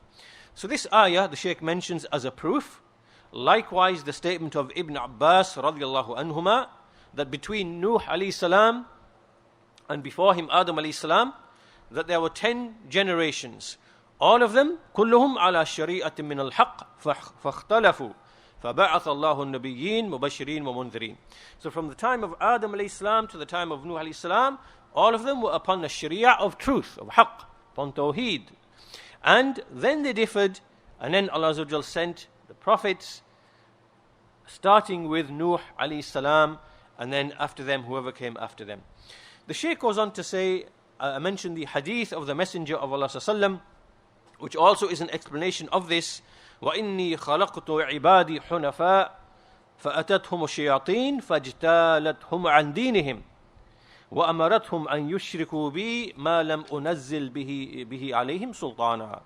That I created my servants hunafa, upright, inclined towards the truth. And then the shayateen came to them and made them swerve away from their religion. And they commanded them to make shirk with me, to associate partners with me, that for which I did not reveal upon them any authority. So meaning now that starting from the time of Nuh alayhi salam and many nations who came afterwards, the shayateen came to each of these nations and they caused them to swerve away from his tawheed and from unity. And they did this in different ways. So for example, with the people of Nuh alayhi salam, and this is a point that Shaykh Salih al-Fawzan mentions, he says that the shayateen come to every nation, in fact, and he's quoting from Ibn al-Qayyim in this respect, that the shayateen come to every nation based upon that nation's inclination, what they are inclined towards. So for example, the people of Nuh alayhi salam, they had tremendous love for the righteous people amongst them, and they felt attachment to them. And so the shayateen came to them to exaggerate in that feeling and that emotion, and to misguide them over generations by way of that emotion. So, as you know, the explanation of the athar of Ibn Abbas radiallahu anhuma, that shaitan made them first of all, revolve around the graves. Then he made them make representations that they could put in their homes to be reminded of the righteous. And then eventually over time people began to worship idols. So these people, the people of Nuh alayhi salam, they took by way of ghulu. He took them from the angle of ghulu. Then came the people of Ibrahim alayhi salam, the star worshippers. These were people who were fascinated with the stars, with the skies, with the celestial bodies, and they would make observations and note patterns and make calculations, and so they were steeped, well versed in astronomy. And so Shaitan took them from that angle. He took them from the angle, he made them believe that because there's such regularity and, there must be some connection between what's happening up there and between what is happening down here. So eventually he made them believe that the stars have influence, they are inhabited by spirits, and events on earth such as a birth or a death or a victory or a defeat or a disease or whatever else, all of this now is influenced by what is happening up there. So these people began to worship the stars, they began to make altars, they began to make idols, they began to do things at certain times, and this led them to shirk with Allah Azza wa Jal. And likewise with other nations, he saw, for example, that with the Magians, the fire worshippers, he made them believe that the fire, it has some sort of quality or power with it. Fire destroys things, fire brings warmth, fire cooks the food that you eat, right? Fire can be used in war, fire has strength. So all these qualities, he made them exaggerate in the fire and make them believe that it has some quality of rububiyyah, that it has some divine qualities.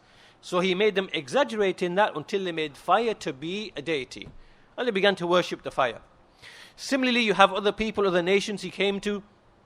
He made them believe that the sun, for example, like the Egyptians from ancient times, that the sun, it is a life force, it provides light, it provides warmth, it causes things to grow. So they treated this to be a deity in the sky.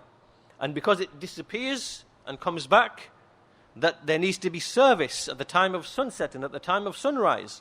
And likewise in the different seasons. In the seasons the sun goes further south, then it comes back again. So to make sure that the sun continues to come back, they again make devotion, they make worship. And so Shaitan made them forget and become ignorant of the fact that Allah Azza wa Jal is the one who subjected the sun and everything else for their use. So the point being from all of this is that Shaitan came to every nation in different ways in order to misguide them. And starting from Nuh alayhi salam, that's when Allah Azza wa Jal sent the prophets and the messengers with the kitab, with the book, in order to guide the people back in that in which they differed. So the Shaykh then summarizes and says that from this ayah in the Quran, Surah Al-Baqarah, and from the Athar of Ibn Abbas, and from that hadith that we mentioned about how the shayateen came, the hadith, the Shaykh says there are a number of points that we can deduce. Number one, that Allah Azza wa Jal, He sent the books and the messengers to return the people back to the truth in the affair of their deen. Number two, that from those people were those who were guided to the truth. And this shows that it is obligatory upon every single person that he look towards the haqq, that he strive towards knowing the truth. A person must learn to know the truth. And then he must weigh every single statement and every single action by way of that truth. This is what is wajib upon everyone from mankind in general. That he must pursue the truth, he must seek and desire the truth. And when he comes to know the truth, he must weigh every speech, every action by way of that truth. So that is the second benefit that the Shaykh takes from that.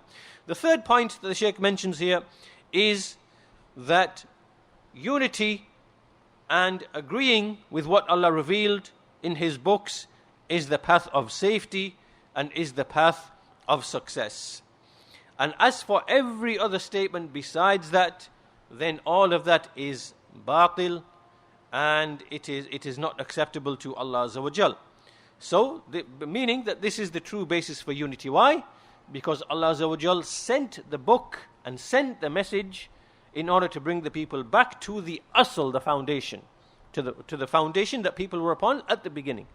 And that anyone who opposes that, then he is upon batil. He's upon falsehood. Then the fourth point, or an additional point that the Shaykh mentions after all of this is, he says, أن الآية والحديث وكذلك ما هو في معناها مشعر بأن الدعاة إلى الله على بصيرة هم الذين يجندون أنفسهم. What the ayah indicates is that the du'at to Allah, those who are the callers to Allah upon basira, they are the ones who arrange themselves and prepare themselves. And they are the ones who expend all of their efforts and what they have of knowledge and action and strength of leading the people back to the very first affair. The very first affair, al-amr al-awwal.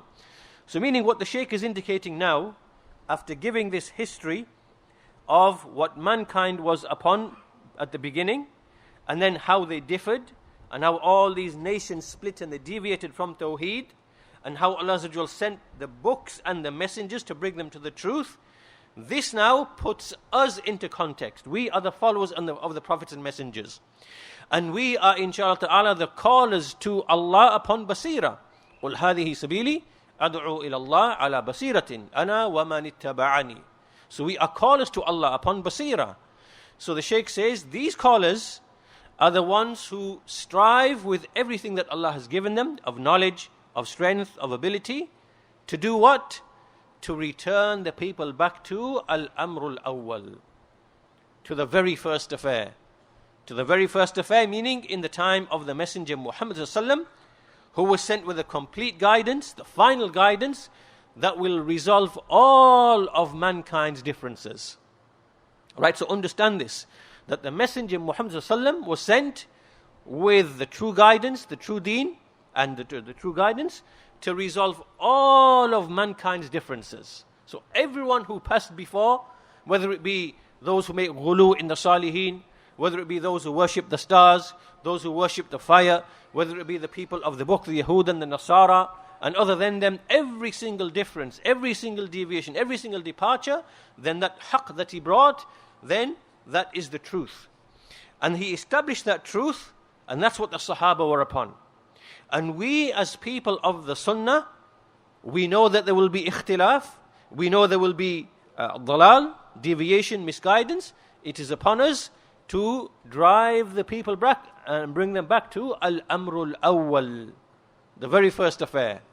And so in this respect, you know that there are many athar, many narrations from the Sahaba radiallahu anhum that mention this idea, al-amrul awwal, the very first affair. So from them is the statement of Ibn Mas'ud radiallahu anhu. He said, إِيَّاكُمْ وَالتَّبَدُّعُ إِيَّاكُمْ وَالتَّبَدُّعُ وَالتَّنَطُّعُ وَالتَّعَمُّقُ وَعَلَيْكُمْ بِالْعَتِيقِ. He said, radiallahu anhu, beware of innovating for yourselves, meaning into the religion, at-tabaddu' wat-tanattu', and beware of extremism. Do not fall into extremism in your deen. Wat-ta'ammuq, and beware of deeply engrossing yourself and becoming infatuated and deeply thinking and pondering about things that you shouldn't be. This is at-ta'ammuq. وَعَلَيْكُمْ بِالْعَتِيقِ, and upon you is to follow or be upon the ancient way, meaning the very first way. So these are ways of the people of the past. At-tabaddu', to innovate, to at-tanattu', to go into extremism, and ta'ammuq, like the Yahud fell into. So we are advised to avoid these ways. Likewise also from Ibn Mas'ud radiallahu ta'ala anhu, إِنَّكُمُ الْيَوْمِ عَلَى الْفِطْرَةِ, indeed today you are upon the fitrah. Meaning now in the time of the Sahaba, when the haqq is apparent and clear, and people have been returned to their fitrah, worshipping Allah alone. إِنَّكُمُ الْيَوْمِ عَلَى الْفِطْرَةِ وَسَتُحْدِثُونَ وَيُحْدَثُ لَكُمْ. But soon you will introduce affairs, you will innovate, and affairs will be introduced for you. فَإِذَا رَأَيْتُمْ مُحْدَثًا فَعَلَيْكُمْ بِالْحَدْيِ الْأَوَّلِ. So when you see something which is newly introduced, then upon you is to be upon the very first guidance, meaning the guidance of the Messenger Muhammad sallallahu alaihi wasallam, what the Sahaba were upon. And likewise the statement of Abū ʿIyāḍ rahimahullah, عليكم بالأمر الأول الذي كانوا عليه قبل أن يتفرقوا. Upon you is to be upon the very first affair that they used to be upon before they split, before they divided. So meaning what the Sahaba were upon before the various sects and the groups basically appeared. So basically this is our da'wah. The Shaykh is indicating that the callers to the truth, this is their da'wah. They direct the people back to the very first affair. What does this mean? It means that the mukhalafat and the mukhalifin, those who are in opposition, and the oppositions, that we must refute them with what? With the daleel, with the evidence that we spoke of at the very beginning. Has to be with daleel, has to be with evidence, has to be with knowledge. It can't be weak. It can't be with ra'i, with opinion. It can't be with logic. It can't be with intellect. It can't be with rhetoric. Everything comes back down to the actual daleel. So the Shaykh then goes on to mention also in this respect the hadith, إِنَّهُ لَمْ يَكُنْ نَبِيٌّ قَبْلِي قَطْ إِلَّا كَانَ حَقًّا عَلَيْهِ أَنْ يَدُلَّ أُمَّتَهُ عَلَى خَيْرِ مَا يَعْلَمُهُ لَهُمْ. Indeed, there was no prophet before me ever, except that it was a duty upon him to direct his nation to whatever good he knew for them, and to warn them from whatever evil he knew for them. And indeed, this nation of yours, its safety lies in its first part, and the last part of it will be afflicted with calamity and affairs that you will not like, that you will reject. So this hadith actually supports these narrations from the Sahaba, and those narrations from the Sahaba are an explanation of this hadith. The Shaykh then goes on, I'll quickly summarize for want of time. He goes on to mention some other texts. Indeed, the last part of this ummah will not be rectified except by the first part of this ummah, from Wahab bin Kaysan, the teacher of Imam Malik, and Imam Malik also reported this narration. Likewise, the hadith of the best three generations, he mentions that as well. And so after mentioning all of this, this indicates that we stick to the Sahaba, the fahm of the Sahaba, that we return back to the very first affair, and we direct the people to the truth, and we resolve the differences by way of that. Then the Shaykh finishes this point, the first point, by indicating to us the things by which a person goes astray. And that is bid'ah and ra'i and qiyas. Bid'ah, ra'i and qiyas. How does differing occur? It occurs when a person innovates something into the religion, or he uses ra'i, he uses opinion in relation to the texts, or he makes analogies which are baseless, analogies which are incorrect, the use of qiyas. So then the Shaykh brings a number of athar to indicate this. The first of them is the statement of Ibn Abbas radiyallahu ta'ala anhu. He said, "Wallahi ma adhunnu ahadan ahabbu ila shaytan halakan minni al-yawm." Look at what he said. He said, by Allah, I do not think there is anyone whose destruction, meaning whose death, is more beloved to shaitan than me. Now why did he say this? Why did he say this? He said, and someone said to him, وَكَيْف? How is this? How are you saying this? He said, تحدث البدعة في المشرق أو المغرب فيحملها الرجل إلي فإذا انتهت إلي قمعتها بسنة فَتُرَدُّ عَلَيْهِ. He said, an innovation appears in the east or the west, and a man carries it to me, he brings it to me. So when it arrives to me, I destroy it with the sunnah. And then it is rejected upon him, meaning rejected back upon shaitan, who is the one who's basically, leading people to innovate. So you see from this narration, there are a number of things from this narration. First of all, that bid'ah is what leads people astray. Secondly, that the Sahabi Ibn Abbas, how it is established that the Sahaba used to refute innovation. Right? This is a fact from what Ibn Abbas has said, that the Sahaba, things would come to them and they would refute falsehood, they would refute innovation. This is the manhaj of the Sahaba radiallahu ta'ala anhum. And that they would not remain silent about batil, about falsehood. As he said, when it would come to me, I would destroy it with the sunnah. Thirdly or fourthly, that we refute with the sunnah. The sunnah, not ra'i, opinion, rhetoric, whatever arguments, that the sunnah is what we refute bid'ah with. And then it is rejected against, thrown back upon shaitan. So here then, this is bid'ah.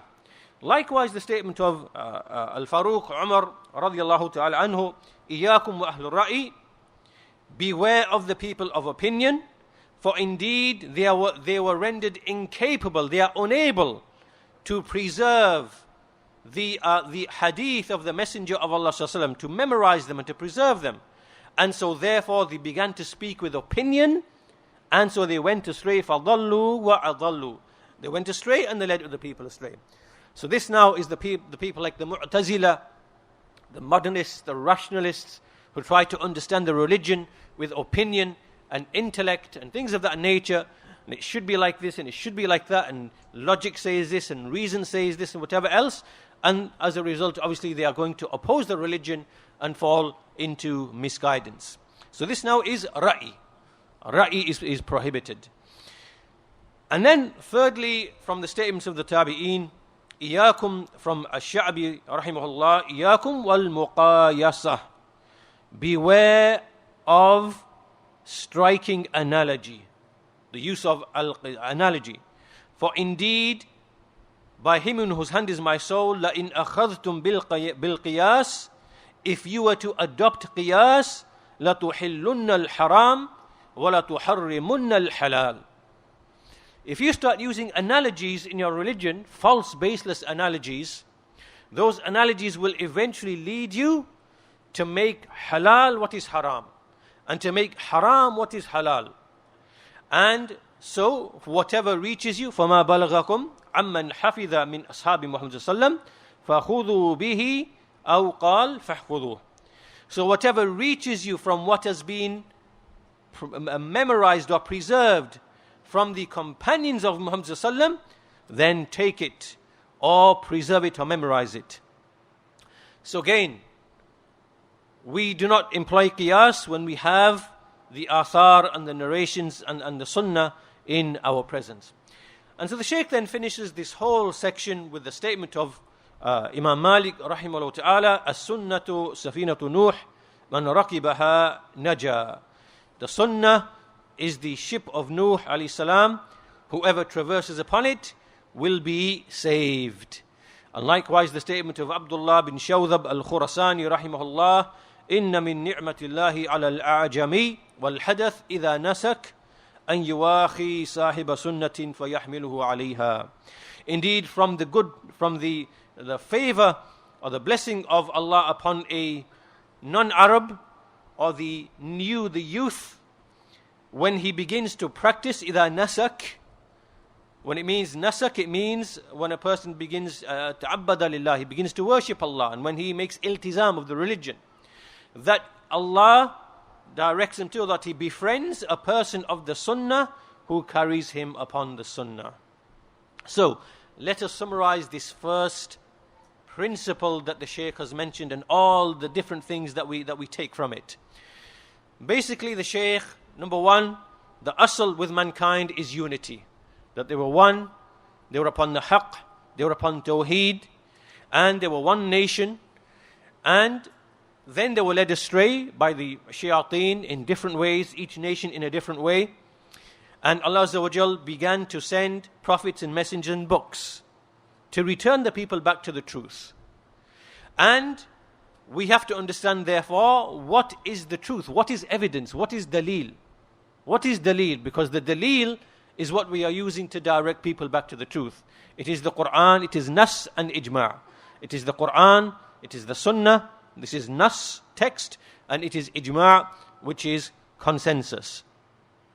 And that we must return people back to the very first affair, what the Sahaba were upon, because Muhammad sallallahu alaihi wasallam came with the Deenul Haqq, the true religion, and in which all differences can be resolved and are to be resolved. And so we call upon Basira, the various people, the various factions, the various religions, the various people of innovation.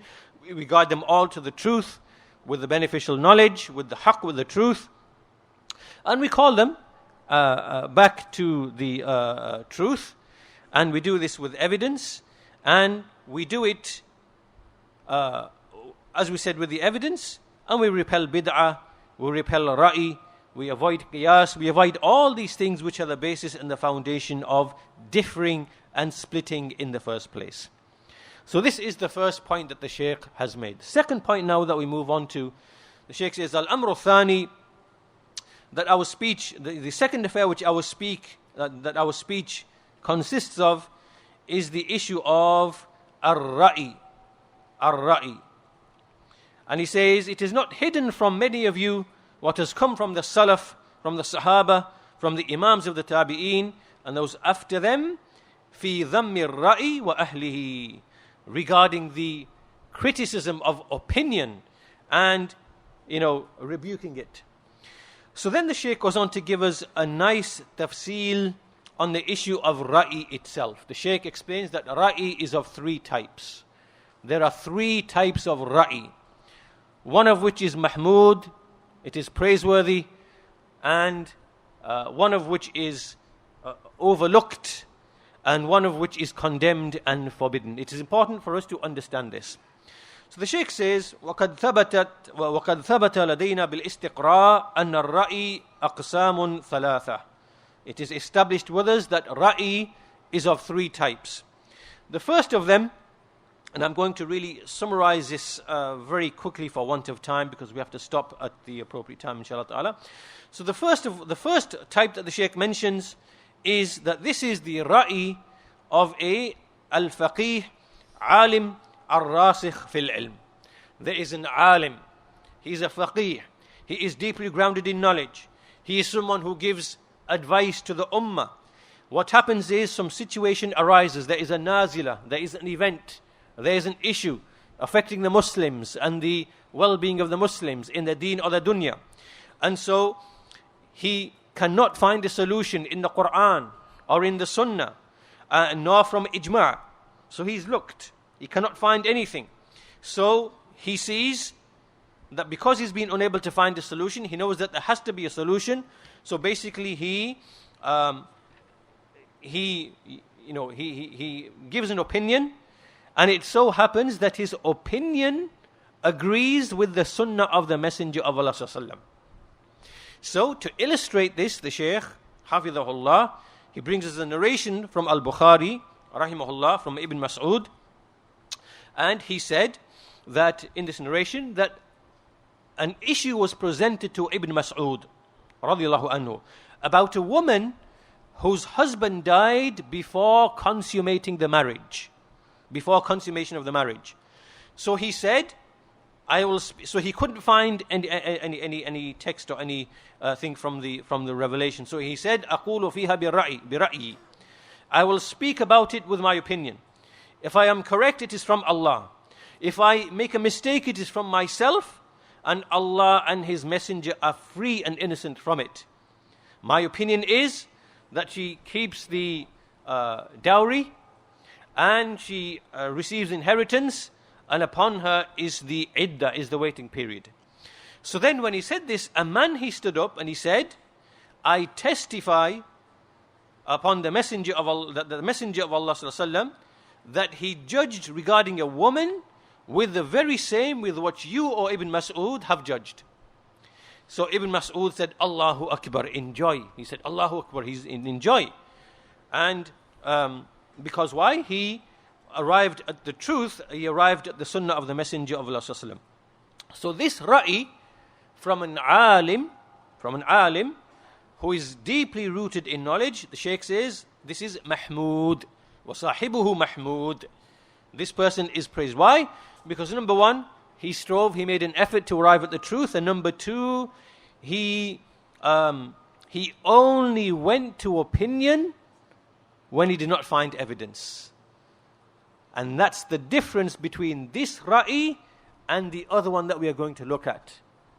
Here he only resorted to ra'i because he could not find any evidence. This is different to starting with ra'i at the very beginning, which is the way of the people of bid'ah and the people of dalalah. So this is, the Shaykh mentions, the first opinion which is praiseworthy. The second opinion, second type of opinion, is the incorrect opinion. Ar-ra'i, which is khata, which is an error. The Shaykh says here there is a faqih, a mujtahid, a nasih lil ummah. Same situation, a situation arises, so he looks at it, he gives an opinion because he can't find anything, but he makes a mistake. He makes a mistake. And he opposes the sunnah of the Messenger of Allah sallallahu alaihi wasallam. How now do we treat this person?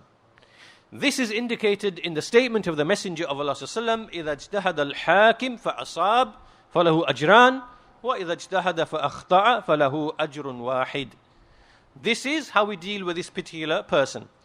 When a hakim, he makes an ijtihad and he's correct, he has 2 rewards. And if he makes ijtihad and he errs, then he has 1 reward. So the Shaykh says this person is Mahmud from the angle of him making ijtihad, but he is maghfur, forgiven for the mistake that he fell into. Do you understand? So the first one, the first ra'i, is Mahmud in his opinion. He's ma'jur because he arrived at the truth. This one, he's Mahmud, praiseworthy for making the effort, and he is maghfur, forgiven for the error that he fell into. Then the Shaykh says, with respect to this person, it is not possible, it is not permissible to make mutaba'ah of him, meaning to pursue him and to hunt him and to follow him up and to, you're not allowed to do this. Because this is an alim, faqih, who fell into an error, and it's known that he fell into an error. It's become apparent that he fell into an error. And he's forgiven for that, and he's rewarded for that. So this type of thing of hunting him now and pursuing him, it is not permissible, as long as the truth has already been made clear. So this now is the second category. The third category is القسم الثالث هو رأي أهل الهوى والضلال الذين جعلوا العقل إماما يحكمون به على النصوص ولا يجعلون عقولهم تابعة للنصوص.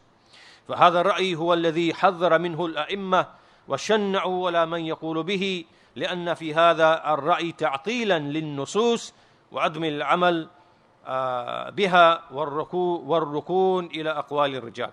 So the Shaykh says, this is now the opinion of the people of desires and misguidance, the ones who make their intellect to judge the texts. They make the intellect to be the imam, and they do not make their intellects to follow the texts. This is the ra'i that the imams warned against, and they criticized and rebuked the one who spoke with this ra'i, because in this ra'i, basically you are invalidating the texts, and you are leading people to not act upon the texts, and you are making people to become inclined to the views and the statements of men. And Imam Ahmad rahimahullah كان يذم الرأي بصفة عامة ويقول عجبت لقوم عرفوا الإسناد وصحته يذهبون إلى رأي سفيان. I am amazed at a people who know the isnad and its authenticity, and yet they go to the opinion of Sufyan. So Imam Ahmad made a general warning against this type of ra'i of leaving the nusus, leaving the text, and going to the opinions of others. And likewise, the Shaykh goes on to mention the statement of Mufaddal bin Muhalhal rahimahullah ta'ala, and he's speaking about how the people of bid'ah, how they come to you with their misguidance. He says, لو كان صاحب البدعة يحدثك في أول أمره ببدعته لحذرته ونفرت منه. If the person of innovation was to come to you with his bid'ah at the very beginning, and he started speaking to you about his bid'ah from the very beginning, you would have took caution against him, and you would have fled from him and kept away from him. However, at the first affair in your majlis, he speaks to you with the Sunnah. Start speaking to you with the Sunnah. Then he slowly ثم يدخل عليك من بدعته فلعلها تلزم قلبك.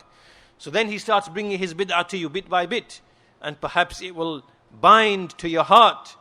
So when will it then leave your heart? And likewise he brings the statement of Mus'ab bin Sa'ad rahimahullah, لا تجالس مفتونا. Do not sit with one who has been put to trial in his religion. For indeed one of two things will not miss you. Either he will put you to trial, and so you will follow him, or he will harm you somewhat before you separate from him. Either he will misguide you, or you will at least meet some type of harm. And likewise he brings the statement from Ayyub as-Sakhtiyani rahimahullah, قال لي أبو قلابة, that Abu Qilaba said to me, Ya Ayyub, and this is very good advice, Ya Ayyub, احفظ عني أربعا. O Ayyub, memorize 4 things from me. The first one he said, لا تقل في القرآن برأيك. Do not speak about the Quran with your opinion. Do not use opinion to speak about the Quran. وَإِيَّاكَ وَالْقَدَرِ. And beware of speaking about al-qadar, because al-qadar is a complex, slippery subject when you start delving into the qadr of Allah. And so the Salaf used to warn from disputing and delving about al-qadr. And why? Because in that time, in the time of Ayyub as-Sakhtiyani, the early part of the 2nd century, this was when the Mu'tazila, they inherited the bid'ah of al-qadr, and they are the ones who are pushing this speech about al-qadr. So they forbade from delving and disputing about al-qadr. لا تقل في القرآن برأيك وإياك والقدر. Beware of al-qadr. يعني لا تخاصم فيه ولا تجادل. Do not argue and do not dispute about al-qadr. Thirdly, وإذا ذكر أصحاب النبي صلى الله عليه وسلم فأمسك. When the companions of Muhammad sallallahu alaihi wasallam are mentioned, then withhold. Do not speak. Do not speak. And finally, وَلَا تَمَكَّنْ أَهْلَ الْأَهْوَاءِ مِنْ سَمْعِكَ فَيُقِرُّوا فِيهِ مَا شَاءُوا أَوْ قَالْ يَنْبِذُوا فِيهِ مَا شَاءُوا. Do not let the people of desires gain access to your hearing, such that they put into it or make things settle into it, or that they throw things into it, whatever they are able to. And likewise, he brings the athar, the narrations of Ibn Sirin and his student Ayyub al-Sakhtiyani, that when the people of desires would come to them, they would abandon the majlis and leave the majlis. And they would say that we fear that, if they were to recite the Quran, there'd be something they would put into it that of meaning that, might enter into our hearts. So, this now is the second of the three principles. What is this principle? This is in relation to ar-ra'i. Ar-ra'i. Because ra'i is the cause of misguidance and deviation. Speaking without knowledge. Speaking with opinion. Making opinion to be the foundation. Right? It is of three types. An alim who does not find any solution in the Quran or the Sunnah or ijma' to an issue that has arisen. He doesn't know of it. It's not within his knowledge. So he makes ijtihad, speaks with his opinion, and he is given tawfiq by Allah Azza wa Jal. This now is mahmood and ma'jur. He's praiseworthy for his ijtihad. He's rewarded for his ijtihad. Second, we have an alim who in the same situation, he makes ijtihad, speaks with his opinion, and he makes a mistake. He is mahmood, praiseworthy for his striving and effort, and maghfoor, forgiven for his mistake. It's not permissible for us to make mutaba'ah and pursue him and hunt him and make issues, and this is not permissible, as long as the truth has been made clear. And we know that always the ulama, they make the mistakes of other ulama very clear.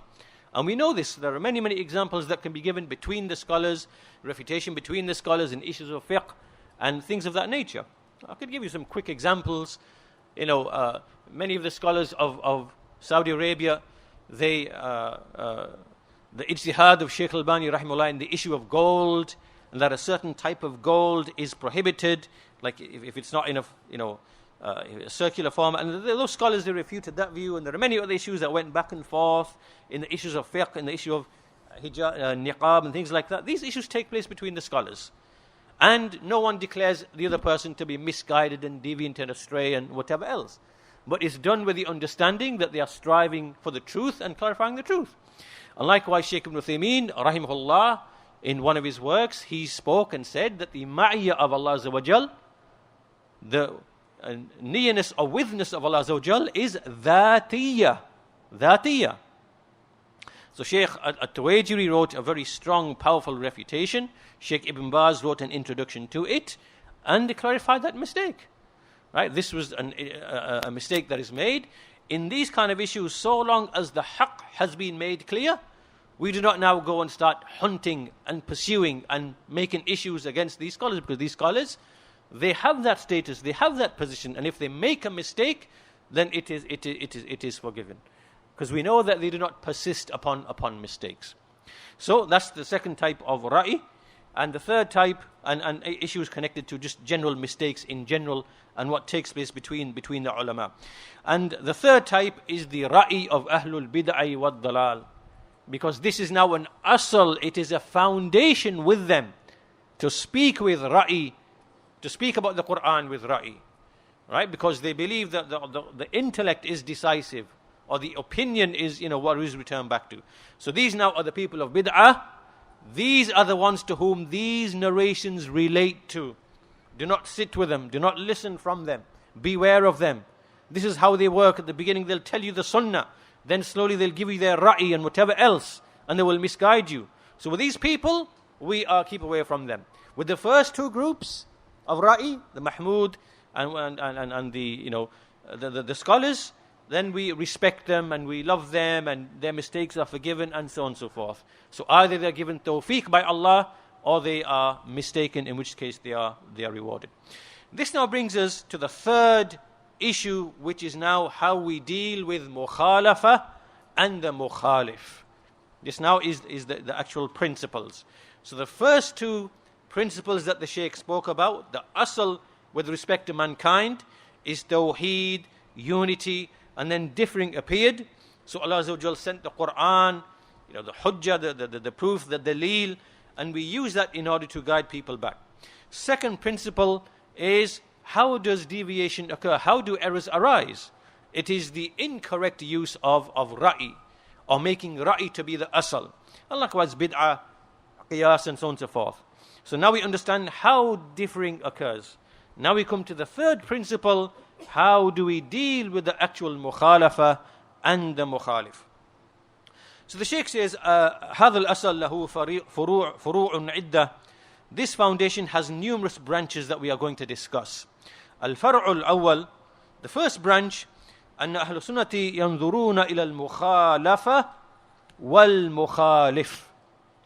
The first branch is that Ahlul Sunnah, they look at two things. They look at the mukhalafa, opposition itself. What is this opposition? Why is it an opposition? What is the daleel that it is an opposition? All of these issues are connected to that, right? And then they look at the mukhalif, the one who made the opposition. How and why did he fall into the opposition? Was it intended? Was it not intended? So they look at all these issues, and then they judge accordingly. So he says, فَلَا يَقْبِلُونَ الْمُخَالَفَةِ بِحَالٍ. So basically, Ahlul Sunnah do not accept any opposition whatsoever. So with the mukhalafa, there is one consistent principle. We do not accept any mukhalafa whatsoever. No mukhalafa is accepted at all, from whomever it comes, no matter who he is or what status he has. بل يعنفون على من أظهر المخالفة ورفع بها عقيرته وصدع بها ولجلج وإن كان عندهم من الفضلاء. Rather, he says, the Ahlul Sunnah, they are harsh and severe upon the one who, number one, أظهر المخالفة. He now makes open an opposition. وَرَفَعَ بِهَا عَقِيرَتَهُ. Then he raises his voice with that opposition. وَصَدَعَ بِهَا. Then basically he stands in front of his opposition and he starts defending it. وَلَجْلَجَ. And then he starts repeating it over and over again. So obviously this is a man who is persisting upon his mistake. Even if this person was from the fudala, so if this person was from the noble, well-known people of knowledge and whatever else, and he fell into this, then the Ahlul Sunnah, they are severe and harsh against such a person who does all of these things. Look at all these characteristics. He makes it known openly, right? So it's not just a slip. Then he basically raises his voice with it. Then he stands in front of his mistake and starts defending it. And then he starts repeating it. This is clear that this man is upon misguidance. So even if he was formally to be from the fudala, from the righteous, upright, correct people, they do not accept that either. Right? So his status doesn't count when he develops these qualities and these characteristics. So the Shaykh then goes on to bring us a number of practical examples that illustrate this point. First example he brings is from Sahih al-Bukhari, that Abdullah bin Mughaffal, he saw someone from his relatives taking stones, small stones that you can fit into your fingers like this, and he would be throwing them, meaning throwing them at the game, to kill the game. So he said, لا تفعل سمعت رسول الله صلى الله عليه وسلم ينهى عن الحذف. Right? He said, do not do this because I heard the Messenger of Allah صلى الله عليه وسلم prohibit from this. Because إنها لا تقتل صيدا ولا تنكى عدوا. وإنما, he basically mentioned the text, for indeed these stones, they don't kill the game, nor do they hurt the enemy. Rather, they just cause an eye to be lost or cause a tooth to be broken. Right? So meaning that this type of action of using small, like relatively small stones, whether you're hunting game or whether you are attacking the enemy, don't do this. Because it doesn't do anything. It doesn't kill the game, and it only gouges out the eye or it breaks the tooth, but it doesn't do any harm to the enemy. Don't do it. So this young man, he continued. Then he told him a second time. The man continued. Told him a third time. The man continued. Told him the fourth time. Continued. Then he said, "La ukallimuk abadan." He said, "I will never ever speak to you again." So here now the hujjah is established. This young man, he continued and persisted after the hujjah was brought to him. And he persisted in his action. So he deserved that response.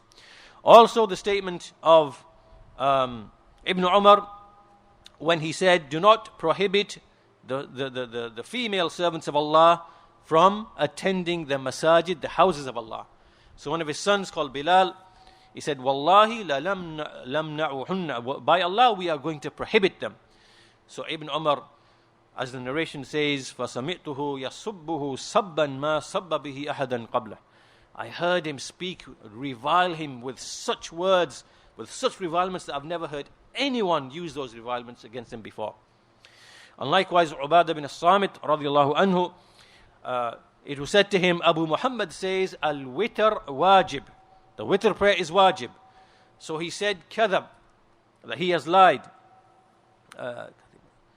That Abu Muhammad has lied, because I heard the Messenger of Allah say, there are 5 prayers Allah has prescribed them upon His servants in the day and the night. Meaning, there are only 5 prayers in the day and the night which are wajib. The point being, the Shaykh is bringing some examples of many, many examples which prove what? Which show what?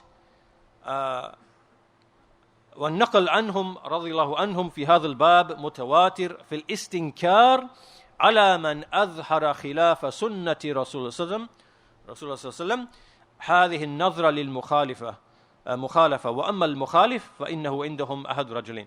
So he finishes by saying that in this bab there is mutawatir narrations that show that they would show rejection upon anyone who displayed something opposite to the sunnah of the Messenger of Allah. So this now is in terms of the mukhalafa itself. The mukhalafa. So remember the mukhalafa. Now, as for the mukhalif, then they have one of 2 men. There are one of 2 men who fall into mukhalafa. So he says, Al-awwal, رجل هو على خير وعلى سنة وعلى هدى لكنه أخطأ في أمر من الأمور فإنه كما يردون مخالفته ولا يقبلونها فإنهم يحفظون كرامته. So the first type of man who falls into a mistake, irrespective of what the mistake is. The mistake could be an issue of fiqh, could be an issue of creed, could be whatever. And this man is a man who is upon khair, he's upon the sunnah, he's upon guidance from his history, you know that this is what he is upon. And he falls into an affair. So, although they refute his mukhalafa, because remember the earlier principle, a mukhalafa is not accepted from anybody, whoever that person is.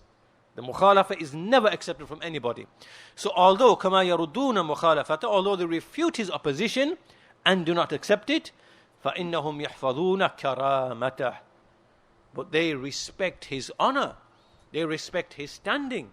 They do not belittle him or degrade him, but they respect his status and his honor and his nobility. So this is the first type of man who falls into a mistake. Right? A person of the sunnah. This is how we behave with the mistakes of the people of the sunnah.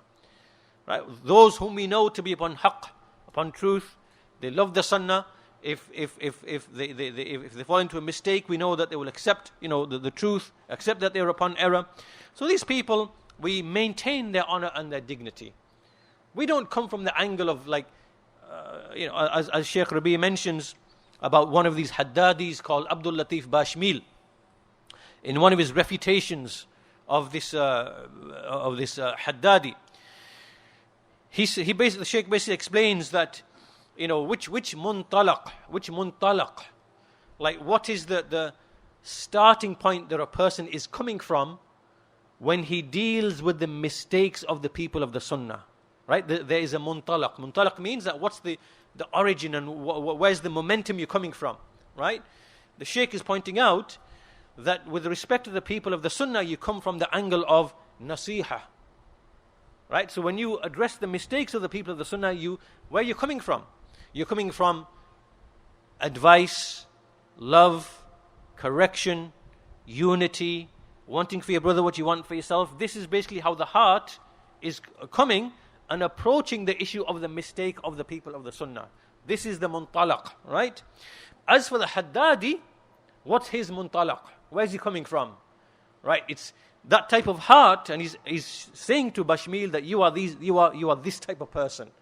This is where you're coming from. You're coming from the angle of anger and hatred and resentment and all these types of feelings.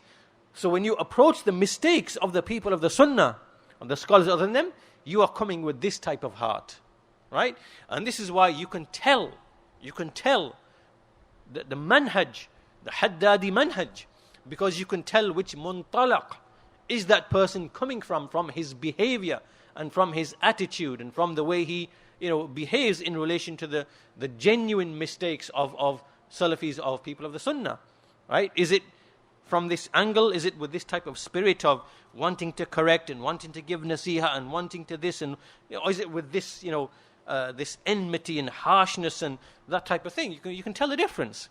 And so the Shaykh is exposing this man and pointing out the difference between the muntalaq of a person of the Sunnah in relation to mistakes and a person who is upon this Haddadi manhaj. So anyway, this is the first type of man who falls into a mistake. And the second, الثاني هم أهل الهوى من المبتدعة الضلال فإن أهل السنة يقفون منهم أولا برد بدعهم وبالشدة ثانيا. So let's translate this first. So the second person is the people of innovation and misguidance. For indeed Ahlul Sunnah stand in front of them. First of all, they refute their innovations with shiddah. So they refute the innovations of the people of bid'ah, whether the Ikhwan, Tabligh, Sufiyya, Jahmiyya, Khawarij, other than them. They stand in front of them and they refute their innovation with shiddah, meaning with evidence, with strong evidence, and with powerful speech to warn the people from them. That's the first thing that they do. And the second thing that they do, ثانيا إذا كانت لأهل السنة الصولة والجولة ورجحان الكفة والقوة فإنهم يشددون على المبتدئ النكير. Secondly, if Ahlul Sunnah are in a situation where they have a situation of strength and they are able to be bold and the balance is in their favor, meaning the balance of strength and authority is in their favor, and they have strength, فإنهم يشددون على المبتدئ, then they are severe in their rejection against the mubtadi'ah, right? When there is the position of strength and power and authority and so on and so forth. And so basically they refute them, they belittle them, they expose their falsehood so that the people can beware of them. وَإِذَا كَانَ رُجْحَانَ الْكِفَّ لِلْمُبْتَدِعَ وَالصَّوْلَ لَهُمْ وَالْقُوَّ بِأَيْدِيهِمْ. However, if the situation is the other way around, it is the people of bid'ah who have the strength and the dominance and the power and the people listen to them and whatever else, then it is sufficient just to refute their innovations and not to be pleased with them, but you do not come out openly and make the warnings, because otherwise this will bring harm upon you. So look at this tafsil, and this is important for us to understand, because all of us, we live in different cities, we live in different countries, we live in different places, and the strength of the Sunnah and its people varies from place to place. In some places the Sunnah is strong, the Salafis are in their thousands. In other places they're a handful, and you can't apply the same principles in every location. So that's why the scholars make these important tafsilat, these distinctions as to how we behave. So we don't accept the batil, we refute it, but then how we behave after that depends on the situation and circumstances, as the Shaykh has indicated here. After this, the Shaykh then goes on to prove that this is an asal from the usul of the Sunnah, meaning this position towards the mubtadi'ah of refutation and warning. So he brings many different narrations from the Sunnah. I'll quickly, because we only have 5 minutes, I'll quickly allude to the references of those texts. Number one, the ayah in Surah Ali Imran, verse number 7.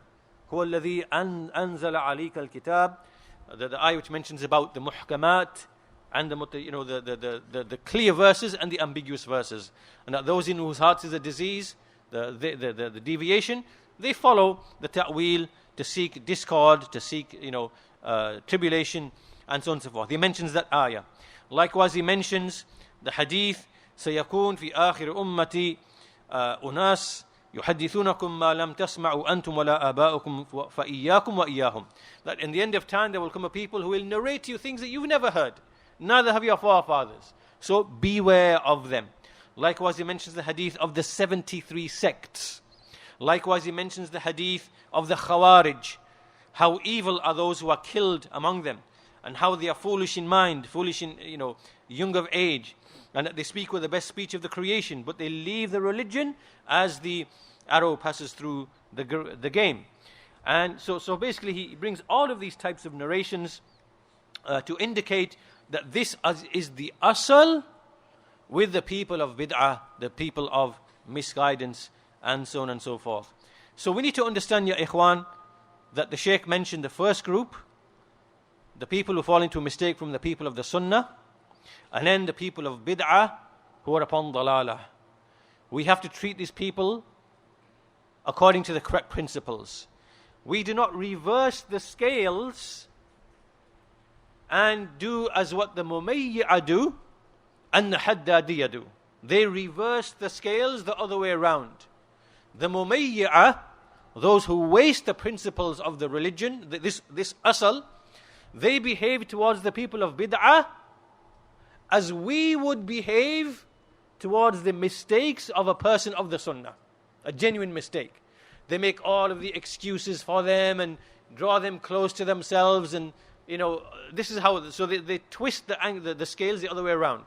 So people like al-Ma'ribi and people like that, the Ikhwanis and whatever else, the usul that they have, they twist it the other way around. Open their doors to the Mubtadi'ah. Oh, these are just ijtihadat that they make. They are excused for they made ijtihad. No. Because the asl upon which they fell into their bid'ah is not acceptable. Right? So then they behave towards those with these type of mistakes with the wrong principles. And then the Haddadiyah, they come to the people of the Sunnah, and those principles that are there for the people of the bid'ah, then they apply them to the people of the Sunnah. Right? So they reverse the scales. And that's why we said that Shaykh Rabīʿ, if you look at volume 9 of his Majmu'ah,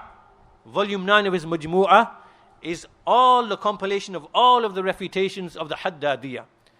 Falih al-Harbi, Fawzi al-Bahraini, Abdul Latif Bashmil, and what are the sifat of the Haddadiyah, and so on and so forth. And in there are tremendous benefits. And from those benefits that he mentioned, as we said, that when he's refuting Abdul Latif Bashmil, he's exposing him, because these people claim to be with the scholars and so on and so forth. He says, look, we know where you're coming from. There you have a muntalaq, you have an angle where you're coming from. And your angle towards the people of the Sunnah is one of anger and hatred and detesting them and wanting to destroy them. This is how this is where you're coming from when you're trying to point out the mistakes of the scholars, when you're attacking the scholars.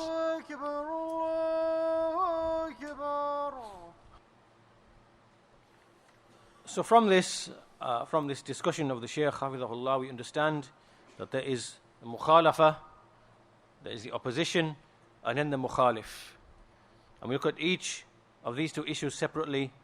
And with respect to the mukhalif, we make a distinction between the person who is known for the Sunnah and Salafi, and he errs, and how we are to treat him and deal with him. And in contrast, a person who is known to be a person of the bid'ah, and how we are to treat him and how we are to behave with him. And there are clear usul, there are clear foundations in the kitab and the sunnah in that respect. So the mukhalafa is not accepted at all from anyone. But as for the person of the sunnah who errs, we maintain respect for him. And as for the person of bid'ah, then we apply the asal with the salaf, which is that they are refuted and warned against, and no honor is maintained for them because of their harm and the danger to the truth and its people. So that was al-far'ul awwal in the point. I'll finish by just mentioning very quickly the remaining points that the Shaykh mentions for the sake of completion.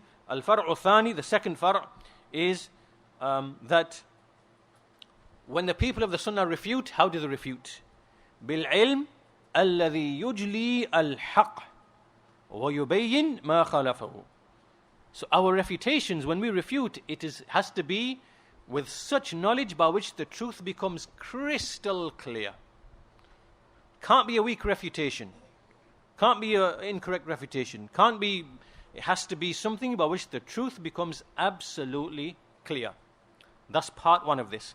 Part two of this, Ahlul Sunnah have got no interest in the actual person himself. As in, we're not interested whether you are tall, whether you are black, whether you are white, whether you are handsome, whether you are ugly, what your lineage is, what your physical fit. We're not interested in you as a person, because we are interested only at the mukhalafa.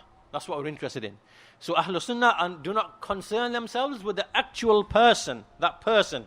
We're not interested in you as a person, your appearance, your lineage, your wealth, your whatever else. And we've got no association with any of that at all. Right? We're refuting you because you're wealthy. No, it's nothing like that. It's just you and the mukhalafa that you made. That's all there is. And that's how Ahlul Sunnah operate. This is from their ikhlas, because what they do and what they say is purely for the sake of Allah Azza wa Jal. Not connected to that person in any form or fashion or anything like that at all. This is the second part of this second fara'.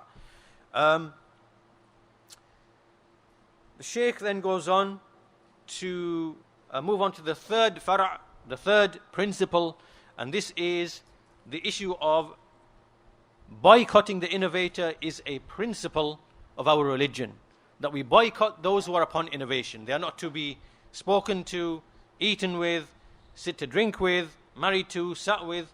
This is a general principle with respect to those who are upon the clear, manifest known innovations. And this is something established with the people of the Sunnah in the past and the present. That's very summarized in a nutshell. The fourth fara', the fourth principle that the Shaykh mentions is in relation to how do we deal with the books of the people of bid'ah and dalalah. So very quickly I'm going to summarize the discussion. There are three types of books of the people of bid'ah and dalalah. The first type of book is one which is filled with misguidance, right? Like the books of the Rafidah, the books of the Sufiya, things like that. It's not permissible to read them at all, except for an alim, firmly grounded alim, who's going to refute them. Why? Because those people who are misguided by those books are not going to listen to anybody else. They only listen if you say to them, in this book, this person does such and such, and it is batil. That's for the alim to do. Second type of book is a book in which there is a mixture of falsehood and truth. There's bid'ah and sunnah. This is only for the alim to read and to study and to extract whatever benefits there may be. The Shaykh gives the example of Az-Zamakhshari is a Mu'tazili, his tafsir known as al-Kashaf, and basically what they say is that in this book the scholars it has a lot of benefits in the language, in nahu, in sarf, in morphology, so they extract those benefits. But as for the bid'ah of the Mu'tazila and whatever else, then they expunge all of that so that they can see the benefits. This is only for the alim, no one else. Only for the alim, nobody else. Third type of book is a book which is written by a person of bid'ah, but it is upon a topic in which his bid'ah is not entered into. A neutral topic. Something to do with marriage, something to do with a hadith compilation, something. There's no bid'ah of his which is in this actual book. So the Shaykh makes an important distinction. He says that with respect to these types of books, the amr is wasi'. It's open-ended. And you can make al-iqtina' but not an-nashr. What's the difference? Al-iqtina' is you acquire a book for your personal use. Al-iqtina', right? But as for nashr, you say, I came across this book, you benefit from. No, you don't do that. Al-iqtina', if you need that content of that material, it's okay. The amr is wasi', benefit from it, but do not make nashr of the books of these types of people. Even if it is a neutral subject. Do you understand that distinction between those two situations? So that is the fourth fara'. The fifth fara', the final one that we'll finish with, the fifth principle is that any person who harms others in their deen or their dunya, then he deserves to be punished to the extent that he harms the people. This is in the context that we are discussing of al-mukhalafa and the mukhalif. Right? We've explained what are our principles in terms of how we deal with the people who oppose, whether those of the Sunnah or those of bid'ah. If we violate these principles and we start harming others in their deen and their dunya, then such a person deserves to be punished to the extent that he harms the people. Shaykh al-Islam ibn Taymiyyah, Shaykh ʿUbayd says, has discussed this principle. Then he brings some statement of Ibn Taymiyyah. I won't have the time to translate it all. Very quickly, it's from Majmū al-Fatawa, volume 10, page 373, if you want to follow it up. Basically what Ibn Taymiyyah says is that if there are certain types of sins or harms by which you cause harm to another person in his deen and his dunya, then you will be punished in this world. Like your uquba will be greater. And as for any type of harm that comes back to a person himself, then his punishment in the hereafter will be greater. What the Shaykh is alluding to is, if you have a hypocrite, the harm that he does, his punishment in the hereafter will be greater for the hypocrite, right? But as for someone other than a hypocrite who harms other people in their religion, in their deen, then he will be punished, by the hakim, by the judge, for the harm that he brought upon other people, which he brought to other people, not himself, but to other people, right? And then he continues by saying, speaking about the issue of ظلم الناس وإضرار العبد في دينه ودنياه هو ظلم الناس فالظلم للغير يستحق صاحبه العقوبة في الدنيا لا محالة لكف ظلم الناس بعدهم عن بعد. So basically, dhulm is something that a person deserves to be punished in this life absolutely without escape. Why? Because this is to prevent other people from wronging other people, right? As a measure to prevent other people from doing this. So the Shaykh finishes with this point number 5, al-far'u al-khamis.